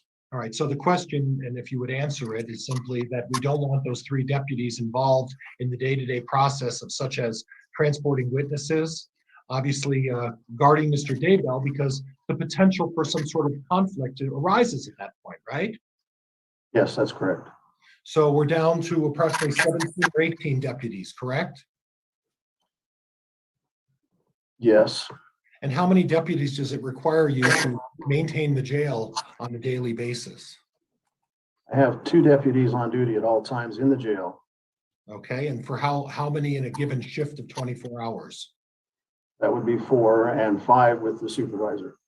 And it requires all 17 to provide appropriate supervision, or are you short manned within the sheriff's department in the jail? No, we are fully staffed at this time. Okay, so the question then would be, obviously, if anybody has any connection or any sort of link to the Daybell case, you obviously want to exclude them as part of the as part of participating in the day-to-day activities of dealing with jurors, dealing with witnesses, and that sort of thing, correct? Yes.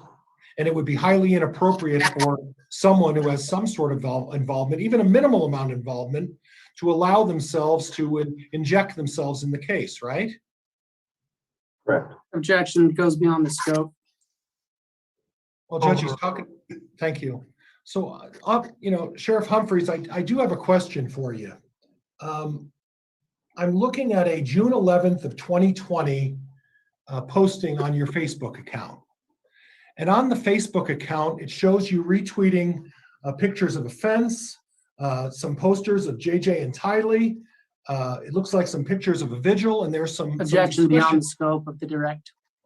Judge, it goes to whether or not there's involvement by a police officer involved in this case. I have information that this officer is using his private Facebook account to make postings about this case, and further, that Mr. Wood is giving the thumbs up on these accounts. So, objection I relevant. think it's relevant. Okay, the issue, underlying issue on change of venue is potential pretrial publicity or bias or prejudice that's come about to potential jurors because of that. And so as it goes to the underlying issue, I will allow for the line of questioning. But Mr. Pryor, I admonished you as previously, if it gets into anything that's inflammatory, I want to take that up outside of the live stream. Okay, and I'm going to refrain from getting into terrible specifics about some of the things that you post. But Sheriff Humphreys, quite frankly, how many times on your personal Facebook account did you post information or pictures about Chad Daybell or Lori Vallow? I don't know what you're looking at. I would Well, I like, don't care what I'm looking at. I'm asking you how many times you posted these things on your Facebook account. Objection, How many? argumentative. That is argumentative, Mr. Pryor. Allow an opportunity to respond before you just jump in like that. So Sheriff Humphreys, if you'd respond and further elicit the question of when you said you don't know what he's talking about, what do you mean by that? I don't recall having posted or forwarded anything showing that on my Facebook account. Okay, so you have never posted anything on a Facebook account that shows Len Humphreys? Objection, he's In regards to misstating the, the in testimony. regards to the, and if I could finish, Mr. Wood, in regards to the Daybell and Vallow case, is that your testimony, Sheriff? I don't, Objection asked and answered. He hasn't Overruled. answered. Go ahead and answer, Sheriff. I don't recall having posted a forward that you have described. Okay. So do you have access to your Facebook account, and have you deleted anything since June 11th of 2020? Because I'm looking at a Facebook posting with your name on it, dated June 11th of 2020, and it's your picture, and it's obvious that there are images on there that are regarding the Daybell case. Do you And I'm dispute? gonna, If I could finish, Mr. Wood, are you I'll let you disputing finish. that took place? Your Honor, I'm going to object to the form of the question. I'm going to ask that we go into a breakout room, that Mr. Humphreys be shown this exhibit rather than be browbeaten about something that he doesn't know what Mr. Pryor's talking about. Do you have a copy of the posting you're concerned about, Mr. Pryor? I have a copy of several postings, Judge, and if you want to go into a breakout room and have a shared screen, we can discuss all of them. Well, I think that is appropriate for him to be able to Okay. view those versus testifying about them. So Okay. in order to avoid inflammatory material being broadcast in this proceeding, we still will be on the record. The court will consider sealing portions of the record if necessary. I'll conduct the further inquiry of the witness in regards to these Facebook posts in the breakout session, which will be still on the record with the court reporter. So Madam Clerk, if you'd set up the breakout room, we'll do that.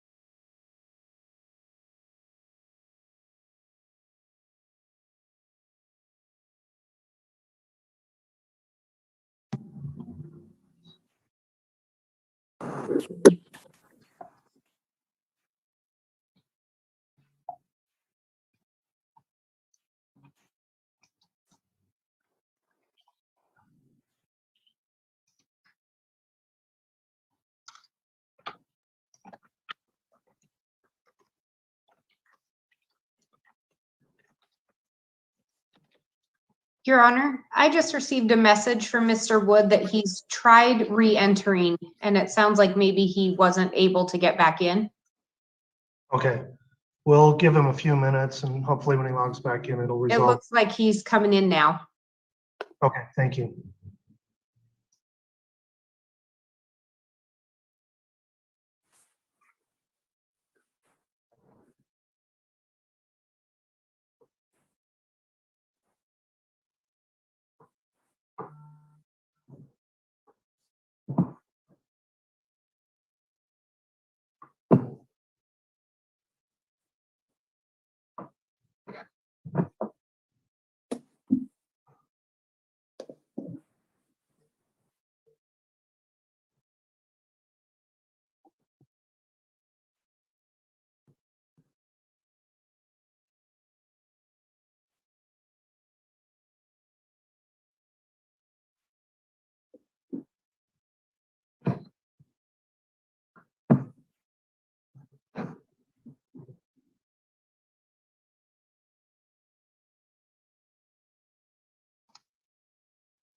All right, hopefully the feedback issues resolved. You just want to say something, Mr. Wood, to test that out?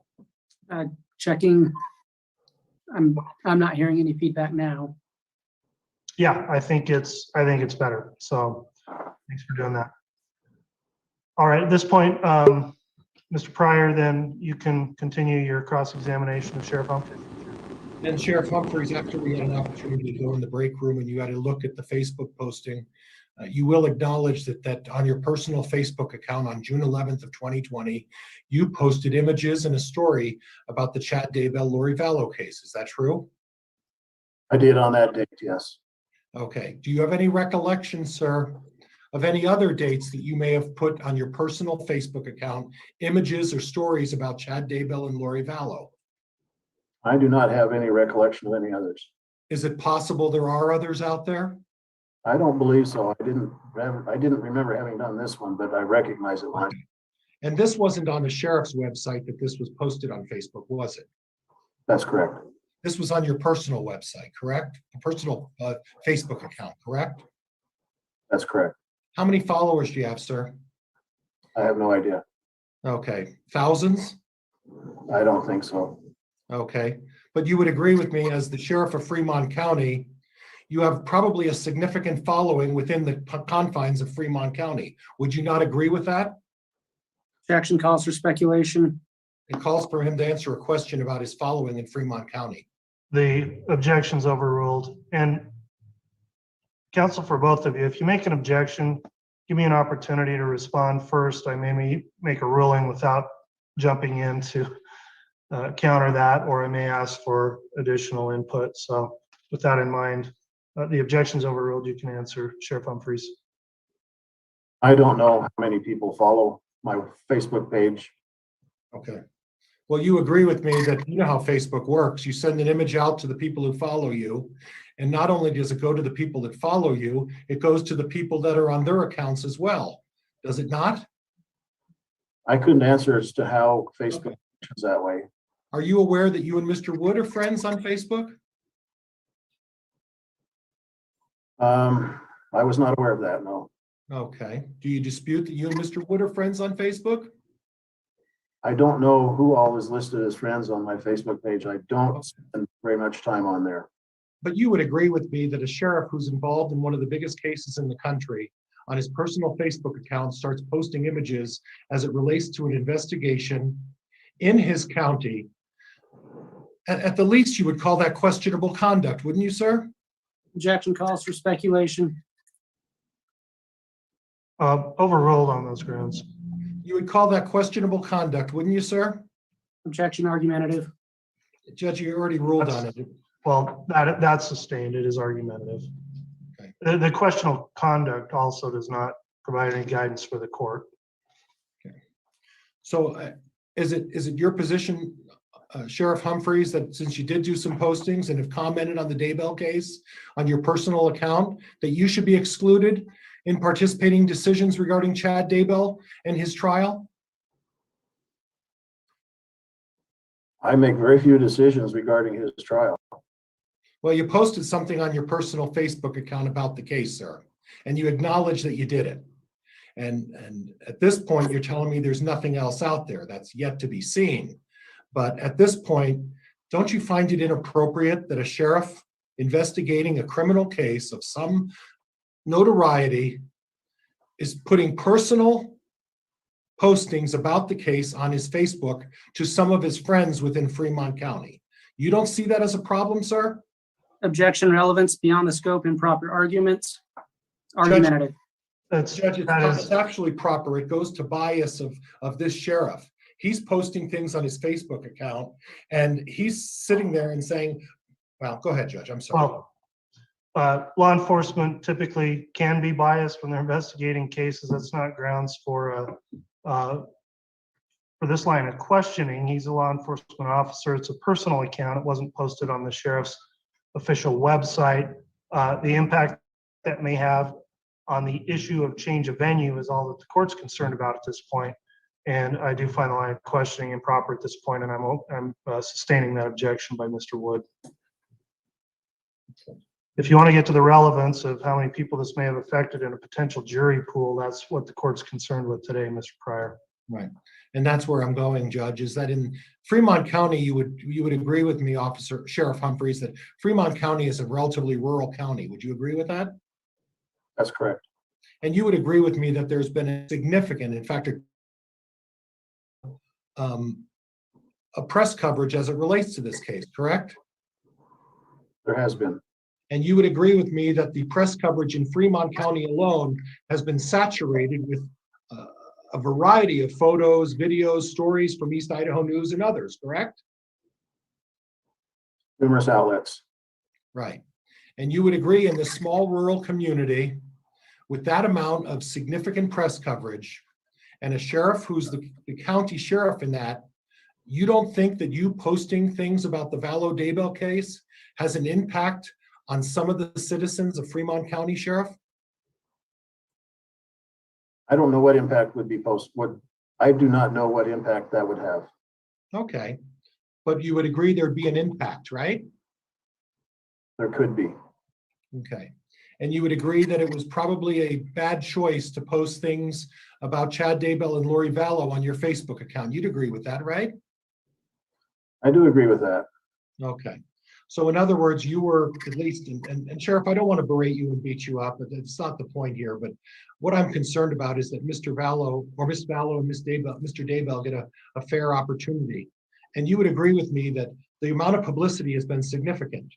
And as the sheriff of this county, contributing to that, however it's gauged, only adds to the media attention and the postings that are increasing the amount of attention brought to this case in Fremont County. You'd agree with that, right? Objection calls for speculation. Overruled.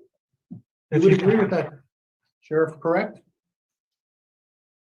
I should not have done it. You're correct. Okay. And in all likelihood, your posting could have been a factor in at least swaying some people in Fremont County. We don't know how significant. It could be greatly significant, or it could be de minimis. You'd agree with that, right? Objection calls for speculation. That's sustained. Okay. But obviously there was an impact by your actions by putting that on your Facebook account, right? Objection calls for speculation. Well, it's asked and answered. So move on to another question, Mr. Pryor. No, I think that's it, Judge. I'm fine. Thank you. No more questions for the No witness? more then? questions, Judge. Thank you. All right, thank you. That'll conclude the cross-examination. Any redirect, Mr. Wood?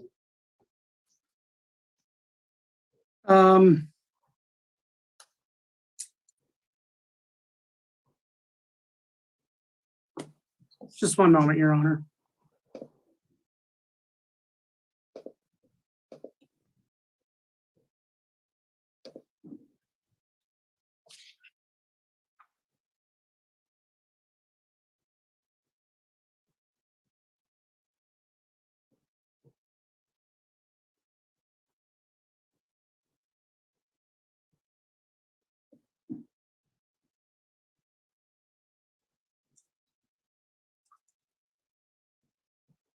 Just one. Sheriff Humphreys, in the post that you saw, did you mention Lori Daybell or Chad Daybell? I forwarded a post that I saw that, Well, just answer the question. Did you use the names Lori Daybell or Chad Daybell? no. Okay, that's all I have, Your Honor. All right. And with that, that'll conclude the testimony of Sheriff Humphreys. Thanks for your appearance today. You can be excused. And Mr. Wood, if you have another witness, you can call them at this time. Your Honor, the state calls Shane Turman.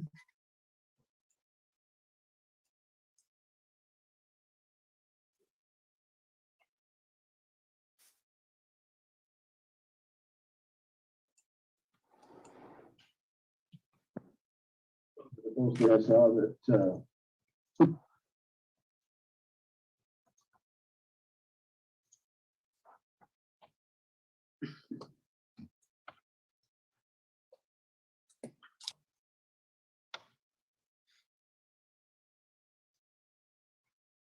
Is his last name Turner or Thurman? Turman. And how's that I'll have him spelled? spell it. Okay, That's showing up as Turner. I'm not sure why. okay.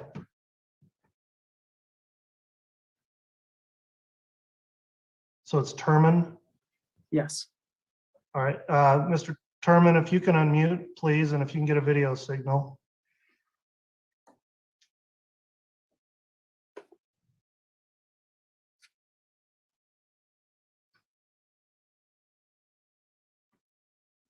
There we go. If you would unmute your microphone, please. Is that? Can you hear Okay, me? I do hear you. Not real loud. I think you might want to talk into your microphone for the questioning. Let me first ask you, is that the correct spelling of your name is listed on the screen there? Yes, that's correct. Okay. All right, thank you, Officer Turman. At this point then, Mr. Wood, if you'd like to call that witness. Thank you, Mr. Turman. Can you state Oh. your name and He needs spell to it be for the placed, record? sorry, he needs to be placed under oath as well before. So, Officer Turman, if you'd please raise your right hand, I'll have Madam Clerk place you under oath. You solemnly swear or affirm the testimony you will give in the pending cause will be the truth, the whole truth, and nothing but the truth. So help you God. I do. Okay, thank you. You can inquire, Mr. Wood. Thank you. Can you state your name for the record and spell your last name? It's Shane Turman. Spelling of my last name is Turman. Thank you. And what's your title? I'm the Chief of Police for the city of Rexburg in the state of Idaho. Okay. How long have you been the chief of the Rexburg Police? 10 years, and this December will be 11 years. Okay. And how long have you worked for the Rexburg Police Department? Approximately 33 years. Okay. Have you ever served as a detective? Yes, I have. Okay. Are you familiar with the case regarding Lori Vallow Daybell and Chad Daybell? Yes. How have you been involved in that case? Well, as the Chief of Police, I've known that it's been going on. My detectives that work here have been some of the key detectives in this case. And so as the Chief of Police, I've had to make funds available and see to their needs and staffing so that they could perform their duties in this investigation. Okay. And so have you worked with your detectives and their involvement in this case? Just getting updates from them. But I Okay. have investigation myself. Okay, so you haven't investigated it, but what has your detectives division's involvement been in this case?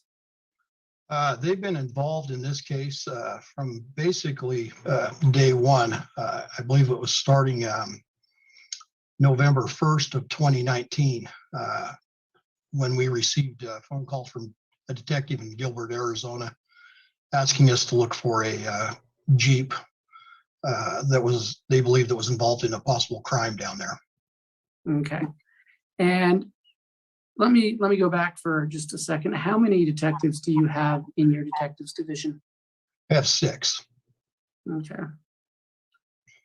And is that the current number? That is the current number. Okay. Have you had any detectives that have worked on this case that have since retired?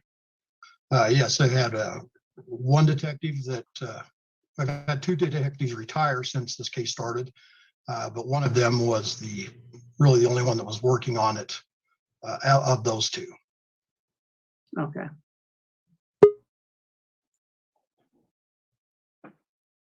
And as the chief, are you aware that the detectives who've worked on that case could be subpoenaed as witnesses to testify at trial? Yes, I'm aware of that. Okay.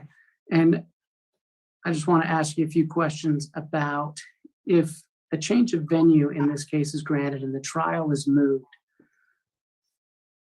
what kind of cost does the Rexburg Police Department incur as a result of that? Well, for instance, if we go to the city has a scale for per diem, and so we would have to pay per diem for each one of those detectives, along with depending on how far out it was. If it was a place where we'd have to get them a hotel room, we'd have to get each one of them a room. And for the city, roughly, it's about $71 a day per diem, going off of someplace like Boise, Ada County, most places. Does that per diem amount change depending on where the location is? It can, but the 71 is pretty close to most of the places in the state of Idaho. Okay. So you mentioned per diem costs, you mentioned hotel costs. Are you responsible for their travel costs? Yes. So we would pay for a hotel room for each one of those detectives plus their per diem. Okay. Chief, of the detectives you have now, do you know how many of them have been significantly involved in the Vallow Daybell case? Yes, I have 5 out of my 6 detectives that have been significantly involved. Okay. And in the event they were subpoenaed for trial, and we don't know how long the trial would last, but I think we can assume it would last several weeks. What effect would that have on your detectives division in Rexburg? Well, you know, the number one thing as the chief I'm responsible for is the protection of our citizens here. And, you know, as you know, we have a college with 22,000 students, and each one of those detectives is carrying a caseload, dealing with all kinds of different crimes.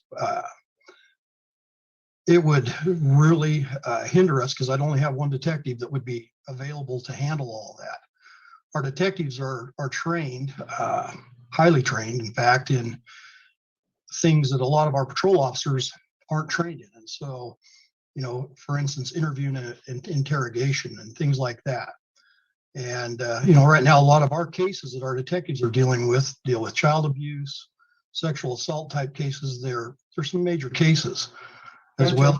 I'm going to object at this point. We're getting a little off the mark in terms of the dissertation. Well, it's objections overruled, but I would ask you to keep the questioning in line with the scope of this hearing, Mr. Wood. Okay.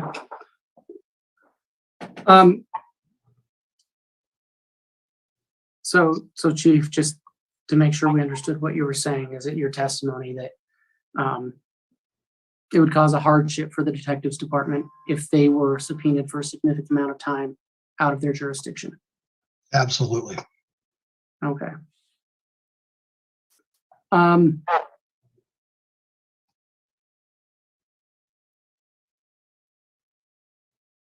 you aware, does the Rexburg City Police Department work with and coordinate with other law enforcement agencies in the area? Yeah, we work with Fremont County, Madison County, Jefferson, Bonneville. We're on a critical incident task force, so we help our detectives go to those critical incident task force clear down to Pocatello at times, as well as helping on other cases when we're called upon. Okay, thank you. The state has no further questions at this time. All right, cross-examination, Mr. Pryor. So how would I address you, officer? Would I address you as sheriff, or what would be your police Chief, please? Chief of Police. All right, I want to show due respect. Chief, with all of these agreements with the other counties, we're assuming, aren't we, that all 5 of your detectives will be testifying at the same time, right? I don't know. Right. Yeah, I'm guessing they wouldn't all be testifying at the same time. but Okay.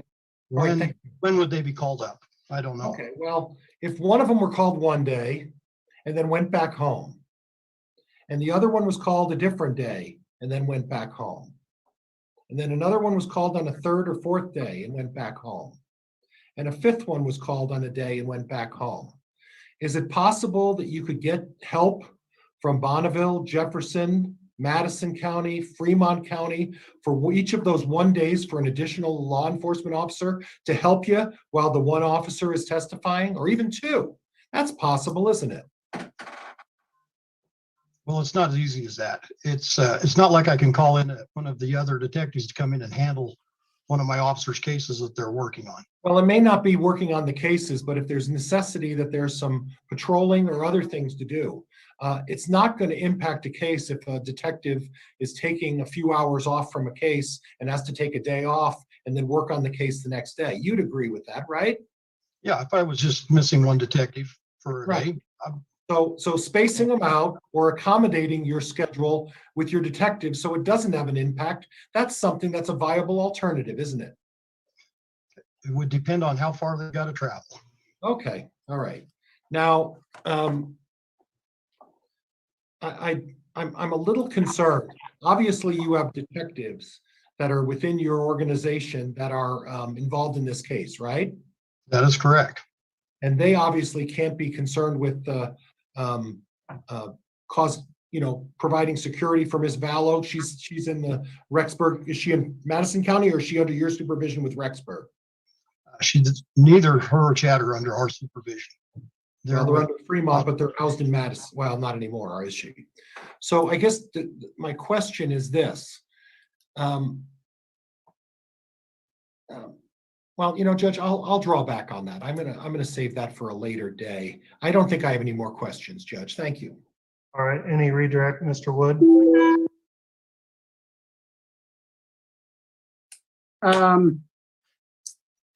Not at this time, Your Honor. No. Okay, thanks, Chief Terman. That'll conclude your testimony then. Thank you for your appearance this afternoon. Thank you, Your Honor. You're welcome. You can log off of the call. Mr. Wood, do you have another witness to call? No, the state has no other witnesses. All right. Does either side have any additional evidence or witnesses to call before we get to the argument section of this hearing? Mr. Pryor, starting with you. Judge, I would just have argument. All right, Mr. Wood. No further witnesses. Okay, we'll consider the evidence presented then. At this point, I will allow argument. It's your motion, Mr. Pryor. If you'd like to make argument, and then hear from Mr. Wood after that. All right, Judge, I would start out, and we're cutting out a little bit, so my hope is that the court can hear me still. Okay, thank you. Judge, I would start out, but I want to cite the case of Irvin versus Dowd. And the case is 366 US 717. And it's a case that I think is directly on point as it relates to a change of venue. This is a rural community, and the case of Irvin versus Dowd talks about the inherent prejudice when you have a very small rural community. And I think in the Irvin versus Dowd case, they were talking about something that's probably 5 or 6 times bigger than St. Anthony. But in that particular case, Judge, they talk about the prejudice that's inherent when there is such media saturation to such an extent that everybody knows about the case, everybody knows about what's going on in the case, and that the very nature of that excessive and unrelenting publicity causes an inherent prejudice for a defendant to get a fair trial. And I would ask the court to take a look at the Irvin versus Dowd, because the Supreme Court of the United States has set forth criteria, and it's very specific criteria.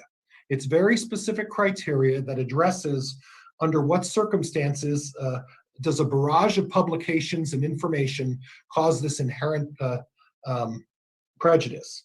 I would also like the court to look at it's Riddell versus Louisiana, 373 U.S. 723. Again, it talks about how excessive press coverage causes and deprives a defendant of a fair trial. Now, my concern is this, is obviously in the small rural community of St. Anthony, we have had a tremendous amount of attention brought to this. That attention includes a number of pictures, obviously, on East Idaho News. Those pictures include a decoration of the county courthouse. Now, those decorations of the county courthouse in Fremont County, they came down after I made my bond reduction for Mr. Daybell well over a year ago. And it was only after I made that argument did that come down.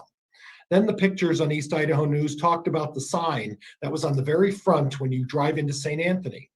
There's a sign in the very front of the city that you drive into, and on that sign, and for many, many months, Judge, and you'll look at the publications that were submitted to the court, Justice for JJ and Tylee. Now, that is a constant reminder for anyone who drives into St. Anthony and sees the publicity that is being presented. Now, again, right after the Daybell bond reduction motion, strangely enough, excuse me, that sign came down. The signs and the advertising at the Madison County Courthouse, and there's pictures of that as well. The pictures in Madison County and the ribbons decorating Madison County also came down. My concern, Judge, is that there's been so much publicity, and you're talking about a rural community, and I think Irvin versus Dowd and Riddell versus Louisiana are pertinent and offer some insight in what the court should be looking at in terms of how you make a decision as to whether or not this publicity has reached that level. There's also a case, Judge, and it's United States versus Rewald, R-E-W-A-L-D, 889 Federal 2nd 836 from the Ninth Circuit. It's 1988. Again, that's something else that touches on the issue of what's appropriate in terms of a significant amount of attention. Judge, when I took on the obligation to represent Mr. Daybell in this particular matter, I had no idea that this was going to garner so much attention. I would suggest that, Judge, other than a case that occurred in Minneapolis, this case has drawn more media attention than any other case that I can think of in recent history. It has been incessant. The exhibits that have been admitted, 1 through 8 of my exhibits, they aren't just a couple of pictures, Judge. They are a significant number of videos. They are a significant number of stories. They are a significant number of posts. And it's overwhelming the amount of attention this case has brought. Now, I'm not going to say what Mr. Wood's argument is, that maybe I haven't shown enough prejudice. Well, I think that if the court reviews Irvin versus Dowd and looks at the cases I cited, you'll see how the United States Supreme Court addresses this issue of incessant, excessive publicity and how it interferes with someone's right to a fair trial. I would submit to the court that the amount of attention has been overwhelming. Now, on August 4th, we had a preliminary hearing. It was the second day of the preliminary hearing. And on August 4th, Court TV, and I believe East Idaho News, published a letter, and I have included it in the submissions, from President Nelson of the Salt Lake City, obviously the president of the LDS Church. And that letter came out on the second day of the Daybell hearing. Now, I've submitted to the court, and I'm not going to go into the details of what was said in that letter, and I will leave it to the court. But what took place afterwards, Judge, were a number of conflicting opinions about people who felt the timing of that letter on August 4th was inappropriate by President Nelson. Now, I have had a wonderful opportunity, if there's any saving grace in me doing this, is that I have jumped into the task of learning as much as I can about the LDS faith. I've tried to teach myself. I've read many of their books. Chad actually provided me one of their books, and I read that. And I did some research on President Nelson. He has done nothing but live an exemplary life. He has been a pillar and he's been an amazing role model for not only people in the LDS faith, but for people of all faiths. This is a man who has been absolutely exemplary in his conduct. Now, I think that and I'm not going to speak for him, but I think that his motive at that time was to say, listen, let the judicial system play out. The problem is that I don't necessarily agree with maybe his lawyers and the way they drafted that letter, and maybe he needs to look at some other lawyers. But this is not on President Nelson, and I will never disparage him, because everything I've learned about him and read about him is that this is an amazing human being. Your Honor, I'm going to object on relevance at this point and facts not in evidence. Okay. Well, I'll consider the submission of the letter, but I think we're outside of the scope of this hearing. Okay. This line. So I think that what President Nelson was trying to do was he was trying to downplay all the attention for Mr. Daybell in this case, but that submission on the second day of the preliminary hearing brought a lot of attention, and it came directly from the LDS Church, the top of the LDS Church. And again, I don't think President Nelson intended what he did was going to cause that problem, and in fact, I'm almost certain of it. But it did bring a lot of attention. Then sometime later, there was a submission. And this was at the request, and Judge, I've included it as part of the exhibits, and it's in the exhibits. If the court wants the date of when those exhibits were submitted, I believe that was on Fox 13 of August 12th of 2020. That should be in the documents that I provided to you. And what that was a letter from Heather Daybell. And I've included the entire letter as well as the media article that was attached to that. And in that particular letter, Ms. Daybell talked specifics, and she said some very unpleasant things about Mr. Daybell. But the concern I had was this, is that in the letter, she talks immediately, one of the first sentences was, at the request of President Dowling of the Henry Fork Stake. And this was also advertised on Court TV. Court TV ran with this story and publicized the entire letter and talked in detail about what Ms. Daybell had said. Your Honor, I don't want to interrupt Mr. Pryor, but if we are going to be going into these specifics, I'm going to ask that we do it in the breakout room. And he's entitled to argue. I'm just saying if we're going to argue those facts that we've tried to not broadcast, I think that should be done in a breakout. Judge, and I'm not broadcasting anything. I'm speaking in general, and I'm trying to be as sensitive to everybody as I possibly can. All right, Mr. Pryor, hold on. There's an objection. I need to make a ruling on that. I am going to sustain that objection in terms that I think it goes beyond the admonishment I've had in terms of the specifics of the exhibits. Those are in the record and will be considered by the court. And I think if you would just refer to those by reference, but without going into the detail in your argument, knowing that those will be considered by the court. So if you'd like to point out or highlight any specific exhibits and how you think those exhibits legally affect this issue, then make argument on that, Mr. Pryor, please. And Judge, my concern is that's tying my hands in terms of arguing specific facts about these things. But I'll obviously accept the court's admonishment and I'll move forward. So in any event, I would ask the court to take a look at the documents and all of the exhibits that were submitted in regards to Ms. Daybell. I would like the court to take a look at the area that was impacted by Ms. Daybell's letter, and as well as read the article that talks about the scope and the range of where her letter reached and the number of people that it reached. Then we move on, Judge, to the next issue. Now, the next issue is that throughout this proceeding, there have been a number of vigils. Those copies of those articles are included in the documentation that I submitted to the court. There was a vigil, I believe, in Rexburg. There was a vigil that was done in Idaho Falls. My recollection is the one in Idaho Falls brought in several hundred people. I believe there was a vigil in St. Anthony, and there was a vigil in Boise. And the vigil in Boise drew, I believe, 24 people. So it wasn't as well received as the ones over here in Eastern Idaho. But the fact is that there's been the community brought together, and they've had these religious vigils, or however you want to characterize that, in talking about and bringing attention to this case. That obviously brings citizens from all over Eastern Idaho and it draws attention to the case. The next issue, Judge, is we are in a situation, and I'm going to move forward, where we are then having pictures of various businesses in the community selling items of memorabilia. Various citizens in the community, such as a bakery, that in their bakery at a very well-known grocery store in Rexburg are selling cupcakes that have messages that are directly tied to this particular case. And I'm going off, Judge, I apologize, but I'm going off of my slides.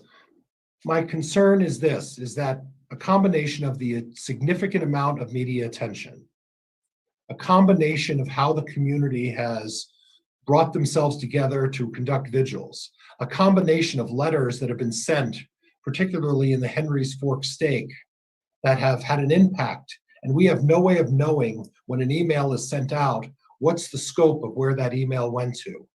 The combination of people selling memorabilia such as sweatshirts and cupcakes in businesses within Eastern Idaho that directly reference this particular case. A combination of two courthouses in Fremont and Madison County, in which both of those courthouses have put up ribbons around the courthouse that have been posted by East Idaho News. A combination of the number of signs all over the community. Now that's going to have an impact, so I don't see how that's not prejudicial. And when the court looks at Irvin versus Dowd, you will see how the Supreme Court has ruled in that regard. Now, obviously, we're disappointed in the court's ruling as it relates to David Bryan and the survey that was done. But the reality is the results of that survey are disturbing. And the reality is that there has been an incessant amount of attention drawn to this case. And the reality is that what we need to do is get this out of an area where there is such a rural community that has made up their mind, that have, for all practical purposes, Judge, have got on the bandwagon of vigils, merchandising, and a variety of other things. And we need to move it to a place where there's a larger population base. And unfortunately, like many states, there's one large population base, and that's in Boise.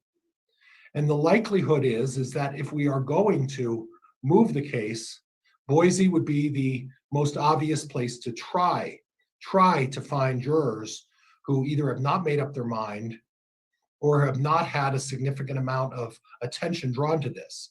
To suggest that a rural county in eastern Idaho, we can get a fair jury when this thing has been incessantly on the news for almost every day is absolutely ludicrous. And to suggest we can go to Madison County, to suggest we can go to Bonneville County, and if the court decides to move venue and considers Bonneville County, at that point I am going to ask the court to take another look at our survey and apply it as I don't think it's appropriate that anywhere in the 7th Judicial District this thing should be heard.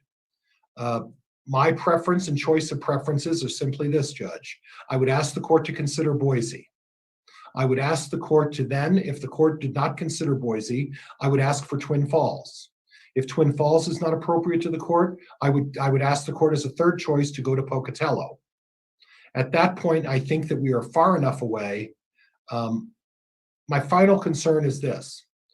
I have no doubt that Sheriff Lem Humphreys is a honorable man, and I think he's a good man. I have only had one conversation. I don't even know if Sheriff Humphreys would remember that. We ran across each other on one of the streets in downtown St. Anthony, but I think he made a big mistake, and we all make mistakes. And I think in this instance, Sheriff Humphrey was honorable enough to say, I made a mistake. I posted this on my personal Facebook account, and I advertised that out there with not really thinking through the impact that would have. But the difficulty is when you're the sheriff in a position of authority in a rural community, and you post those things and talk about justice for JJ and Tylee, it cannot help but to have an impact on this community and influence them some way. So in conclusion, Judge, I would ask the court to strongly consider moving this case entirely out of the 7th Judicial District.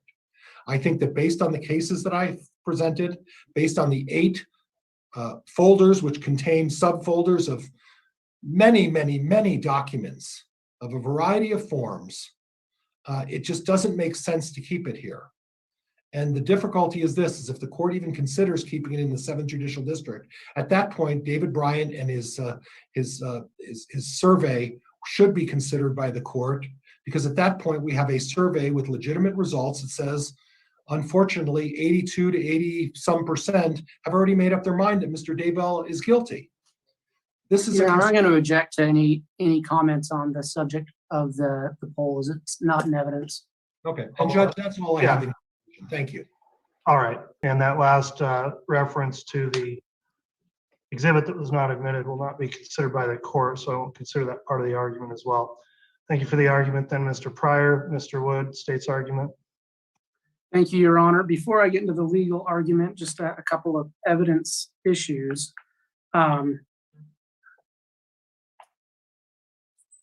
Mr. Pryor, in his documents that were submitted and admitted, in the metrics folder, there's 2 documents that we'd like to speak about.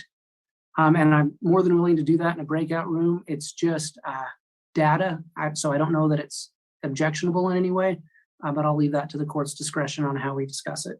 And Judge, I'm not opposed to Mr. Wood bringing up, I'm fully aware of the metrics and East Idaho News' readership as it relates to Boise and Idaho Falls, and I'm happy for Mr. Wood to go into that. I'll be responding though. Okay, well, if you'd like to, you can, Mr. Wood. That particular exhibit, I don't believe carries any danger of further prejudice, so I think it's fine to review to those metrics or discuss those metrics here on the live stream, Mr. Wood. So if you have any specifics of that you'd like to discuss, go ahead. So there's 2 documents. They're East Idaho News' user data hits on stories. There's 2 of them. They each have 25 cities.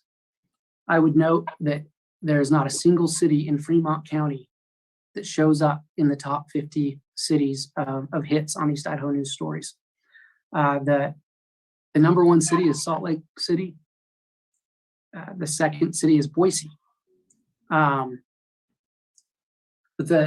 we're not actually here to talk about Boise or Salt Lake or anywhere else other than Fremont County today.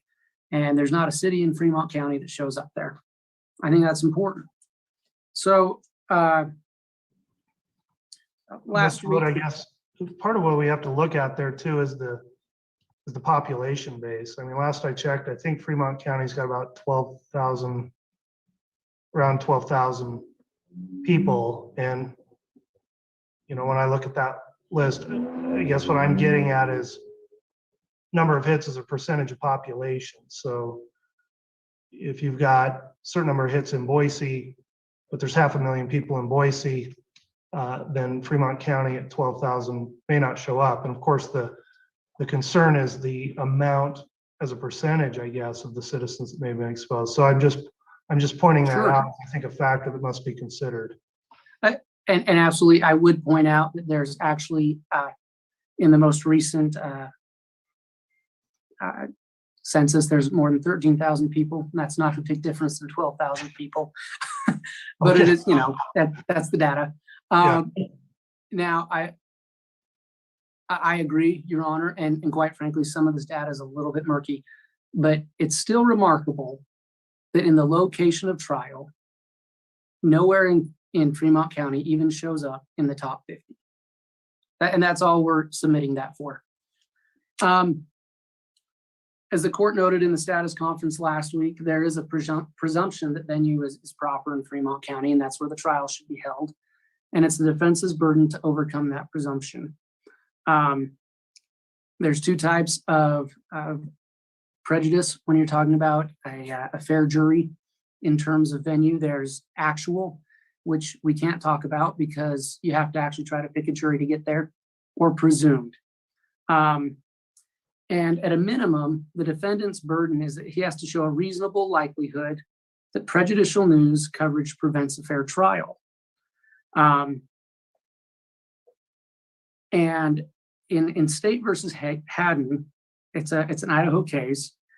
The court there recognized that most cases of consequence garner at least some pretrial publicity. However, a presumption of prejudice requiring a change of venue attends only the extreme case And there's a test for that. And that test remains whether the trial atmosphere has been utterly corrupted by press coverage. Further, State versus Yeager, it is not incumbent upon the trial judge to find jurors who are totally ignorant of the facts and issues involved in this case. Further, in Yeager, publicity by itself does not require a change of venue. An error cannot be predicated on the mere existence of pretrial publicity concerning a criminal case.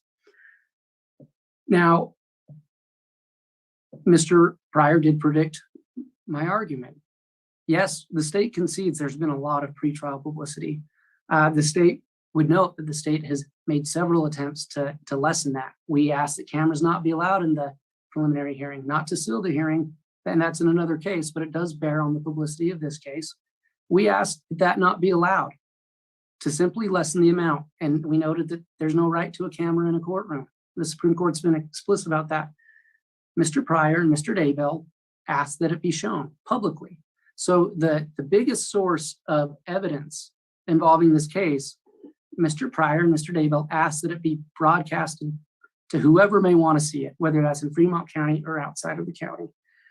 So the court has been very clear. There's factors that this court must consider in determining whether or not the defendant has met its burden. The first, the existence of affidavits or indicia of prejudice in the community. Mr. Pryor has not provided one witness to state that they've been prejudiced. He's not provided one affidavit. The case law is replete and talks constantly about providing affidavits to show prejudice. Not one affidavit has been provided. Not one indicia of prejudice has been provided. Not a single witness. The accuracy of the pretrial publicity. Mr. Pryor has not made any attempts whatsoever to show any evidence that the pretrial publicity was inaccurate. He hasn't put on any witnesses to talk about it.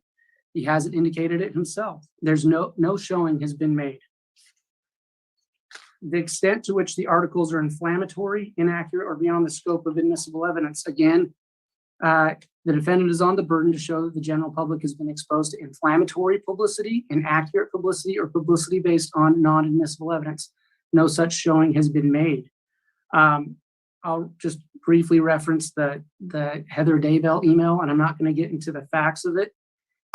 He can't show how many people received it. He can't show how many people read it. He hasn't produced a single affidavit from anyone saying they were prejudiced by it, nor has he produced a single affidavit of any individual saying they're prejudiced by any of the news. The one area where the number of articles, the state does concede there has been an extreme amount of news surrounding this story. However, the court is clear. That alone does not create a presumption of prejudice.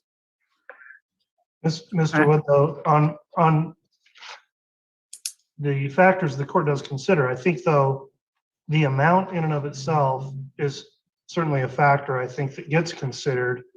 I would note there's a case, State versus Hall, which is an Idaho case 111-827.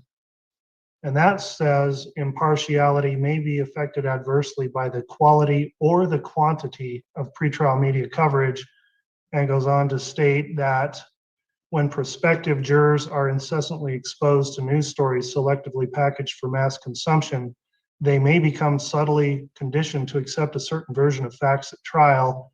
Such repetitive exposure may diminish the juror's ability to separate information absorbed before trial from information presented during trial.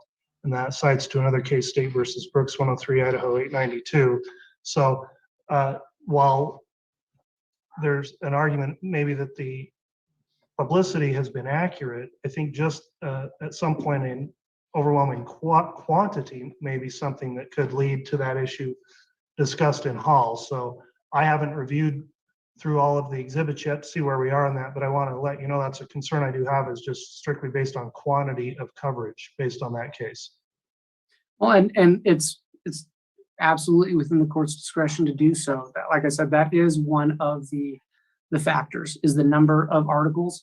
I would just point out, though, that the case law is clear that press coverage itself does not create a presumption of prejudice. But the court is absolutely correct in its discretion to review the number of articles and the substance of them. And that dovetails with whether the potential jurors were so incessantly exposed to such articles that they had subtly become conditioned to accept a particular version of the facts at trial. And I think there's been no showing today, and obviously the court has those items in evidence. It can review those items and it can make for itself a determination whether or not it's inflammatory, whether or not it's accusatory. I don't know that I've seen a single East Idaho news story that said anyone was guilty or anyone's not entitled to a fair trial. That would be inflammatory. Anyway, I think the court is entitled to absolutely look at that and make that determination. But the facts that have been related are relevant, that the state has seen, and I'll let the court make its own determination, but appear to be true. They're not fortunate facts. They're not good facts. They're not fun. They're disturbing, but accurate representation in the media, absent of showing the prejudice, it should not be enough. And then finally, the length of time elapsed between the pretrial publicity and the trial, and any assurances given by potential jurors themselves concerning their impartiality. This is a little more difficult to look at because we don't have a trial date set. We don't know when trial is going to be, nor do we know what news is going to come in between now and the trial. We don't know if another case is going to come along and blow this one out of the water. We don't know if this case will become the biggest case in the country. So that's difficult for a court to make a determination on that. Again, Your Honor, there is a burden of proof. The defendant is responsible to show a reasonable likelihood that prejudicial news coverage prevents a fair trial. And for that presumption of prejudice, he has to show that this is an extreme case, whether the trial atmosphere has been utterly corrupted by press coverage. I think to get to that point, Your Honor, he has to show some actual prejudice. He has to show, he has to have some witnesses. He has to have some affidavits of people who show prejudice. And he can smile and shake his head no, but that is the burden set out by the case law. And the state will, again, the one thing I do want to point out, there's a lot of talk about the press coverage. There's been nothing that links it just simply to only in Fremont County. It's all over the state. And so I think that's important for the court to consider as well. The hearing today is about Fremont County, and as far as Fremont County is concerned, I don't believe that burden has been met. All right, thanks for the argument, Mr. Wood. Mr. Pryor, I'll allow you a rebuttal argument if you'd like. Before I do want to address that fact of what's the direct evidence I have about any prejudice within Fremont County itself that's been presented today or that's in the record. And the other issue is, well, not just on that, but why, what would be I know there are some downsides, but why would it not be appropriate to potentially go see if we can get a jury picked? And if that, through the process of voir dire, obviously we can vet out jurors and see where we land. And then if we determine through, instead of the court having to make a determination here based on this, seeing what actually happens when we get enough jurors there to call, why wouldn't we make a try there first before we go through all of what's going to take to move the trial? So those are the two issues I'm thinking about in this decision, if you want to address those. And Judge, I'll address your first decision about trying to get a jury in Fremont County and then seeing if we're able to do that. The concern, Judge, is in many cases, that's not an unreasonable request. But this isn't any case. This is probably the biggest case in our country right now. And the case involves 6 counts that could cause Mr. Daybell to be given a lethal injection. And what the court is suggesting is that we're going to pick a jury.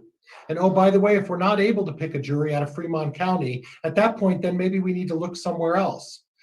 But the picking of a jury is not just as simple as bringing 100 people in and saying, let's pick 100 people and see if we can find some people to do this. there are going to be, and then obviously the court's going to see these motions, but there are going to be studies, there's going to be questionnaires, there's going to be a lot of effort. And in my past, when I've been involved in significant cases, there have been times when picking a jury has taken a week, has taken 2 weeks.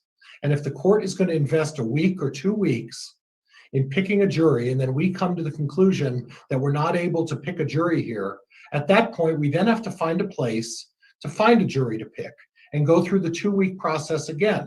It would seem that's a waste of resources. Mr. Wood seems so concerned about resources that he forgets that this is Mr. Daybell's right to a fair, impartial jury. And even though he's waived a speedy trial, Judge, Mr. Daybell's been locked up for a significant amount of time. If for some reason in several months from now, we're not able to come up with a jury, it's going to be several more months, maybe even longer, before we can get into another jurisdiction where we're going to pick a jury. So the reality of it is this, is that taking a test run and taking a stab to see if we can do it. When you're dealing with a death penalty case, that's not the manner in which you proceed. The manner in which you proceed is you find an appropriate jurisdiction that you know you have the best chance to obtain a fair and impartial jury. And from my position, the largest metropolitan area in the state of Idaho is Boise, the Treasure Valley. Whether that's Ada County, whether that's Canyon County, that's where we are more than likely to find the largest number of people who may not have heard about this or have may not made up their decision. Now, the prejudice and the direct prejudice question, Judge. This court made it very clear, and I had advised the court that I had a slideshow that I was intending to show a number of slides, and I was intending on putting on a significant presentation. This court was not going to allow me to present certain slides and certain evidence. In fact, the court stopped me on the Heather Daybell thing and said, I'm not letting you get into this. Now, isn't that the very definition of inflammatory or influencing? And to be clear, I'll review that evidence. The evidence is there and you can refer to it and I can look at it for what it is and make that determination. So it was only in expressly relating to it an argument that I curtailed there, Mr. Pryor. Right. And Judge, if it wasn't so inflammatory, if it wasn't so concerning, we'd be showing it to all the people watching right now. But the reality is there is disconcerting stuff. And Mr. Wood can put in his pleadings, and Mr. Wood, and this is all on the stuff that I submitted, Mr. Wood can do a press conference and announce that he's seeking the death penalty, and Ms. Blake can get on there and speak. No, Jack, that's a fact, not an evidence, and that never happened. Well, that's the objection sustained because that's outside of the scope of anything presented at the hearing here, Mr. Pryor. Well, it's in the evidence, Judge, and it's in the videotapes that have been submitted. So okay, it's there, then I'll consider it. But at that point, Judge, you know what? Mr. Pryor hasn't got on public TV. Mr. Pryor hasn't gone on court TV. Mr. Pryor hasn't gone on Dateline or anything else and done anything like that. But what has happened in Fremont County is Heather Daybell wrote a letter to the Henry's Fork Steak. That letter was disseminated, and the court can read the article about how far it was disseminated. That's a problem for us. That's a problem for a fair trial. And then what did we hear about today? The sheriff of Fremont County in 2020 on his personal Facebook account posted images of the Daybell case. Now, Mr. Wood brought up, well, you didn't mention Chad or Lori. No, he just mentioned Tylee and JJ on it, and then talked about some other things that were posted as part of this. If you're telling me that a sheriff in a county whose job is part to investigate this case and to provide assistance to Mr. Wood gets on his personal Facebook account and advertises out there, you're telling me that that's not going to have an impact? You're telling me that's not going to influence citizens in rural Fremont County? That is absolutely ridiculous to suggest that it wouldn't influence people. Finally, Judge, again, I keep going back to this. Mr. Wood is misconstruing the case law as it relates to venue. Mr. Wood is absolutely misconstruing the case law and what it says. If the media coverage is so great that it inherently is going to influence the outcome or attention brought to this case, that's in case law, that's addressed in the Hall case that the court brought up, but more importantly, Judge, it's addressed in our highest court in the United States, the U.S. Supreme Court. And they have clearly set forth the standards, not the standards Mr. Wood would like you to follow, but the standards that all of us should be following. Judge, I've been doing this for a little north of 25 years.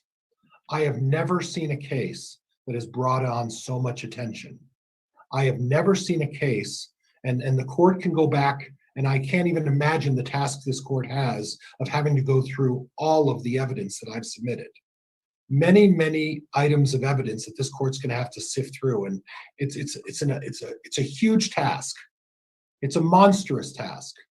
It was a monstrous task to go through all of the stuff for me. I can't even imagine.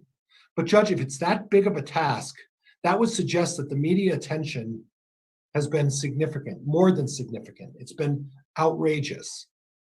And it's not a coincidence that in Idaho Falls, Idaho, now I don't want to misstate how far St. Anthony is from Idaho Falls, but these folks in this side of the state have their very own news agency, East Idaho News. This is a very prominent news organization. And whether I agree or disagree with everything that they put on there, and obviously I'm not going to make a public statement, but I don't agree with what's been said about Mr. Daybell. In fact, most of it I disagree with. Almost all of it I disagree with. And unfortunately now I broadcast that. But that's not the meter that you go by. You apply the Irvin versus Dowd in the cases I applied.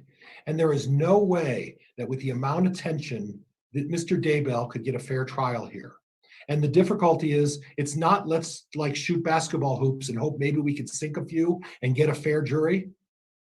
We don't get to take a try and say, well, let's take a stab at it. And if it doesn't work, well, we'll move it somewhere else and take another stab. That just doesn't make sense. So I would encourage the court to please, this needs to be in the western part of the state, in Boise, Idaho, in Ada County, and that would be the best chance we could get for having a fair and impartial jury. Okay, thanks for the argument, counsel. Your Honor, I don't want to re-argue anything. I was going to say, Mr. Wood, if you have any additional argument, you may.